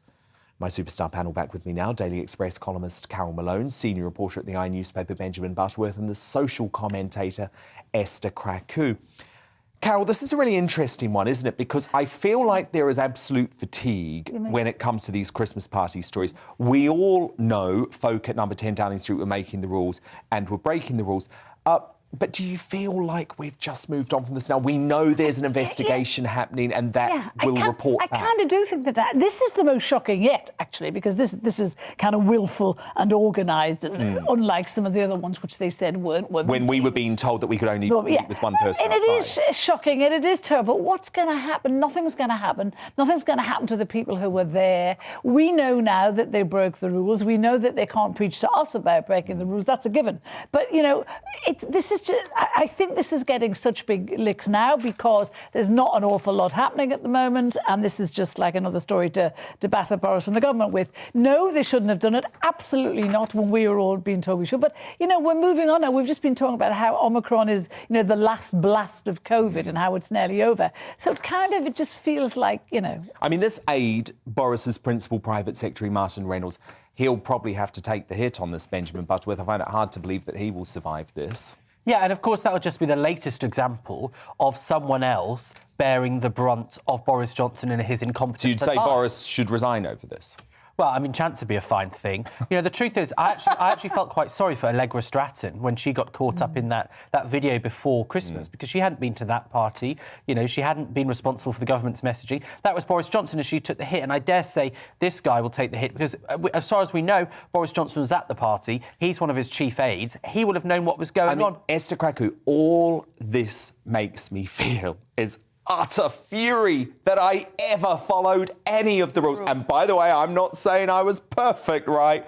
But I tried, and they didn't even try. They didn't even bother. I mean, but it's like saying, you know, politicians are shameless. This is life, right? We knew that. This is the thing. I think the reason why I've grown bored of this is because there's a self-righteousness that comes with it. Like, oh, Labour politicians would have never done this. Are you joking? Yeah. Labour politicians that are coming tens of thousands. Oh, Benjamin's angry. Labour politicians. Benjamin, come on. Come on. No, hang on. This is not a Tory thing. No, hang on. It's not necessarily a Tory thing. I don't accept that any old politicians would have done this. It is Boris Johnson and the type of people that he's choosing to surround himself that don't have a basic respect for the office they hold. And there's also an arrogance. There's an arrogance where they believe the rules don't apply to them. But every politician. No, it's not. No, I'm sorry. I think the 2009-2010 expenses. I'm sorry, Benjamin. There was an SNP politician who's going to end up in court because she had coronavirus and she got on a train and she travelled from Westminster to Scotland. So to say that this is a Tory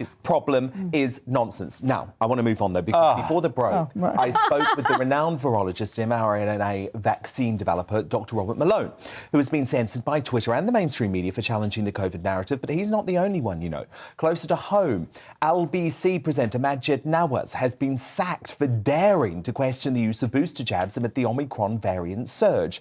But LBC seemingly took exception to Majid holding an alternative viewpoint and announced his departure over the weekend by saying Majid Nawaz's contract with LBC is up very shortly, and following discussions with him, Majid will no longer present a show on LBC with immediate effect. We thank Majid for the contributions he has made to LBC and wish him well. But Majid responded strongly, saying, I refuse to go quietly into the night. Please become a paid subscriber to my Substack newsletter. I'll post there soon, but forgive the basic setup for now. I have a wife and child to support, and my show was our family's only source of income.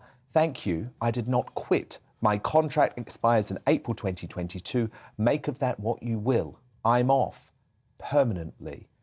Carol Malone, why is there so much censorship now? You might disagree with Malone. You might disagree with Majid. But why are they censored? Can I say how much I disagree Of course you can. with Malone? You know, he was talking there. This is a bloke who claims to have invented the mRNA medicine. He did not invent that medicine. And this is what makes me think he's... Well, no, he was a big part of it, Carol. He was not a big part of it. He was. Many scientists were a big part of it. Yeah. He has publicly admitted himself that he did not invent this. No, but this is in the late 80s and the 90s. He said he didn't invent the mRNA. He said he claimed credit eventually for the vaccine technology platform. A lot of scientists say without Robert Malone there would be no mRNA. But Professor Angus Dalgleish, let me just tell you this, who was in earlier for The Clash, told me that Malone is an absolute hero of his, and without him there would be no I'll give you mRNA another one. vaccine. A guy called Dr. Paul Offord, who's chair of the vaccinology unit in Pennsylvania University, said he used to be a good scientist, not so much now. Oh, because he is questioning the narrative. Do you not understand how disturbing that is? Because he's not going with the orthodoxy. He's no longer a good scientist. OK, let me tell you some of the things that he has tweeted, Dan, OK? You don't want to believe it, but he has. This guy tweeted a study saying that for every 3 lives the vaccine saved, it caused 2 deaths. He published that study. It wasn't And you have proof it that was that's not somebody true? else's. Yes, because he had to retract it later because the people who made that study said that wasn't true themselves, and they withdrew. And he retracted it.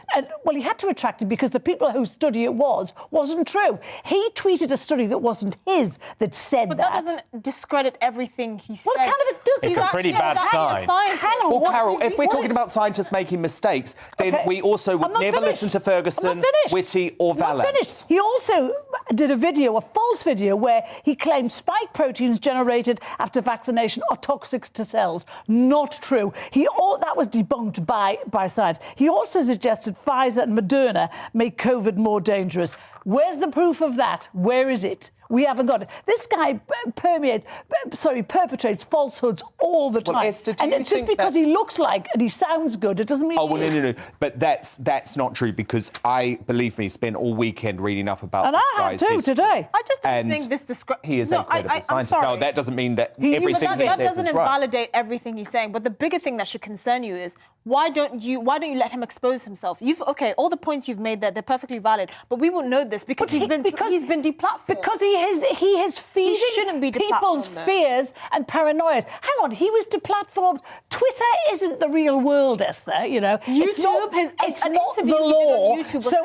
It's a company, and it's a company that had had enough of his fake news. You know, we are always going on to Twitter and saying, stop them allowing fake news. And then, so they've done that. They've stopped a guy pushing what they say is fake news. And we're all saying, oh, terrible, it's an infringement on free speech. No, it isn't. And also, if there's anything that should justify losing something like your Twitter account, it's putting out the misinformation that Carol just laid out, that isn't just sort of, I don't know, a different interpretation of election or something like that. It's literally putting people's lives at risk. Do you know what I find really fascinating? You are not prepared to have a proper scientific debate about these vaccines. Yes, we are. Dan, because to try and discredit this man who was involved in the development of the mRNA vaccines. Data. It's about peer-reviewed data. It's about data that's been proven. Well, if you look, this guy puts out stuff that is not rubbish. Been if you proven. listen to his 3-hour podcast with Joe Rogan, he has a heck of a load of data, and he also has theories that he admits the theory. Much of which has been Benjamin, debunked. can I just quickly get you on Majid Nawaz? Because it's not just social media cancelling people, it's now the mainstream media too. He's off LBC because he questioned whether we should all have boosters, which I find is absolutely shocking, given that you've got the head of the JCVI saying that we shouldn't all have boosters. He didn't question whether you should have boosters. He was saying that it was unsafe. He even went so far as to share a conspiracy theory saying that COVID itself is a myth. I mean, this man is not suitable to be on air because these things these things are not open for debate. COVID is not fake, and this man claimed it was. That's completely out of order. And you know, there was another guy that was deplatformed. Why don't you answer the question? No, there was a guy that was deplatformed. Why don't you answer the question? No, I'm going to answer that question. Is COVID a myth? No, there's no such thing as the COVID vaccine because the COVID vaccine doesn't exist, right? Because it doesn't vaccinate you against anything. It just makes you fall less ill. That's the only thing. So useful. Hold on. But this is a point that has been made that has actually gotten people deplatformed. But it's a very valid point to make because it's not actually. And you know what? People are now terrified. People are now terrified. And actually, what we need when our freedoms and civil liberties are being changed fundamentally is we need to have free debate. And I agree with Esther. Don't be scared of people saying crazy things. Don't be scared of it. Don't be scared of it. Because do you know what you do? All you do is make these people heroes. Majid Nawaz, I know him very well. I worked with him for 2 years, and I respect Majid, and I expect what he's done in terms of the anti-Islamism. He's a good man. He's a good man on that. But this, I think, on COVID, he was propounding unproven theories, and you can't have that on a mainstream. Well, I'm sorry. Then we should deplatform Dr. Jenny Harries, by the way. She's been made a dame. She's been made a dame. She's been criticised. But she did say that masks were utterly useless at the start of this pandemic, and she's just been made a dame. Dan, she's being investigated as well for some of the things. Some of the deplatformed. Dan, none of this makes sense. You think people should be able to openly tell lies that put people's lives at risk in this case, and that it should be fine. Dr. Jenny Harries said that masks were ineffective. Now, would you say she was telling a lie? No, she was going with the science that she had at the time. But we've got to move on. We've got to move on. Carol Malone, Benjamin Butler with Esther Kraku, do stand by because coming up, sporting royalty and actual royalty are in the mix to be crowned today's greatest Briton and Union Jackass. My panel will reveal their nominees shortly. And as Love Island star turned fashion industry director Molly May Hague today apologised for daring to promote hard work, have the left really decided you can be cancelled for showing ambition? Maya 2C breaks down the controversy in mere seconds. First, though, here's what's coming up on tomorrow's show. Coming up on Dan Wootton tonight, is it time we spurned the doomsday modelling of hysterical sage scientists for good? Bob Seeley MP, who has been pushing for an emergency debate on dodgy projections, joins me in the studio. Are the BBC showing they are ashamed of Britain with their reluctance to play God Save the Queen? Andrew Rosendale, the Tory MP who's calling for the return of daily broadcasts of the national anthem, weighs in. And I break down the headlines with my superstar panel, the Conservative commentator Calvin Robinson, the Daily Star columnist Dawn Neeson, and the author and journalist Rebecca Reed. That's Dan Wootton tonight, Monday to Thursday from 9 p.m. till 11 p.m. on GB News. But it's time now for Uncancelled. A more important segment by the day, because this is where Britain's top commentators speak out on controversial issues without the fear of the cancel culture quite clearly sweeping the rest of the media. Now, after a despicable online media pile-on, social media star Molly-Mae Hague has been forced to apologise for remarks she made about poverty and inequality. The 22-year-old who shot to fame on Love Island in 2019 was branded tone-deaf and dubbed Margaret Thatcher with a fake tan for her comments on YouTube series The Diary of a CEO. When I've spoken about that before in the past, I have been slammed a little bit with people saying, it's easy for you to say that, you've grown up and you've not grown up in poverty, you've not grown up, with major money struggles. So for you to sit there and say that we all have the same 24 hours in a day, it's not correct. And I'm like, but technically what I'm saying is correct. We do. So I understand that obviously we all have different backgrounds and we're all raised in different ways and we do have different financial situations. But I think if you want something enough, you can achieve it. And it just depends to what lengths you want to go to get where you want to be in the future. And I'll go to any lengths. Like, I've worked my absolute off to get where I am now. A lot of people don't think that and believe that, but it's true. I've worked so hard. But that social media mob, they obviously forced her to apologise today. There it is. Oh, why on earth did she have to do that? Let me bring in the YouTuber and broadcaster Maya Tusi, who thinks that Molly-Mae is ultimately right in what she said and that leftist snowflakes are choosing to be triggered because she's a white middle-class woman. Maya, what on earth did Molly-Mae have to apologise for? I think she was being aspirational. Well, firstly, absolutely no need for an apology. And actually, when you read the apology, that's not an apology. And I'm really proud of her for not really saying sorry. She basically said, I'm sorry if you misunderstood what I said. And that's the best way to actually apologize. But this is something that's happening in our culture, right, Maya Tusi? We no longer put ambition on a pedestal. Yes, it's a bit sad because we are kind of in the middle in terms of the culture of aspiration of America, but also the dependency of European, kind of the continent of Europe. And we always when leaning towards the American culture more, the capitalist culture, kind of hard work, doesn't really mean that we are ruthless or don't care about other people who are not doing well. But apparently, for the people on the left, the socialist left, that's how it seems. And it's really weird because I was debating this last week when it came out a few days ago, and I got attacked saying that, firstly, the headlines from the left and all the the other newspapers and everybody else said that comments about poverty and, she was talking about poor people. She didn't even talk about poverty. She didn't really talk about people at the bottom. She was simply talking about the concept of hard work. And I'm like, what is the problem with this? There's absolutely no issue with it. No, I completely agree. Maya Tusi, brilliant analysis. Thank you so much, Maya. We will speak again very soon. There's Molly-Mae. Good woman. I back her even more now. Time to reveal today's greatest Briton and Union jackass. The superstar panel is back. Carol Malone, let me start with you. Who's your greatest Briton nominee? Okay, mine is a lady called... This is potential Great Britain. She's called Deborah Turnus, and she's the new lady that the BBC have just taken on to be their. She is dressed as Lady Gaga. Now, this was her in 2010 at the Edinburgh Film Festival. She looks like a good laugh. Anyway, Tim Davies, the BBC boss, has taken her on. A lot of people internally applied for the job, but he's given it to her. He lured away from ITV because I think he thinks she's going to give BBC what it needs, because that's unbiased journalism. An impossible job, I would say. But let's see, and we'll keep track of her. Benjamin Butterworth, your nomination. My nomination for, is it Greatest Britain? Yeah, is Michael Gove. Wow, didn't expect that. Because the cladding scandal, so many people that have done absolutely nothing wrong, that are living in dangerous homes and potentially lost the value of their money. There have been 5 years of housing secretaries. They haven't done it. He's been in the job weeks and he's got it fixed for them. And Esther Kraku, your nominee. He hasn't fixed anything, but okay. Kate Middleton. Oh, well, I'm going to go with her. I'm 40th going to go birthday. with her. Happy 40th, Mum. Look, she looks every bit the future for what? queen, Wearing doesn't a she? dress? Oh, Union please, Jackass you time. Carol Malone, your nomination. At least he did something. What? Carol, your Union Jackass I can't nomination. hear for old rugby man here. He's going to play. Hurry up, Carol. Come on. Okay, it's the idiot. There's no name. He's anonymous, but it's the idiot Briton who rang the 999 emergency service because he ate a mouldy tomato. And the idiot. I wish I knew his name. I wish we. That would freak me out too. We've got to find that out. Benjamin tomorrow. Butterworth, your Union Jackass. Well, it's never been easier. Novak Djokovic. Good He on is a you. complete Make a idiot. dig. Make he a looks dig. Down he looks down his nose at the people of Australia. Oh, what he thinks rubbish. He can swan around the world, What ignoring rubbish. us mere vaccinated mortals. They said he could get in. Disgusting. But more importantly, his brother is very hot.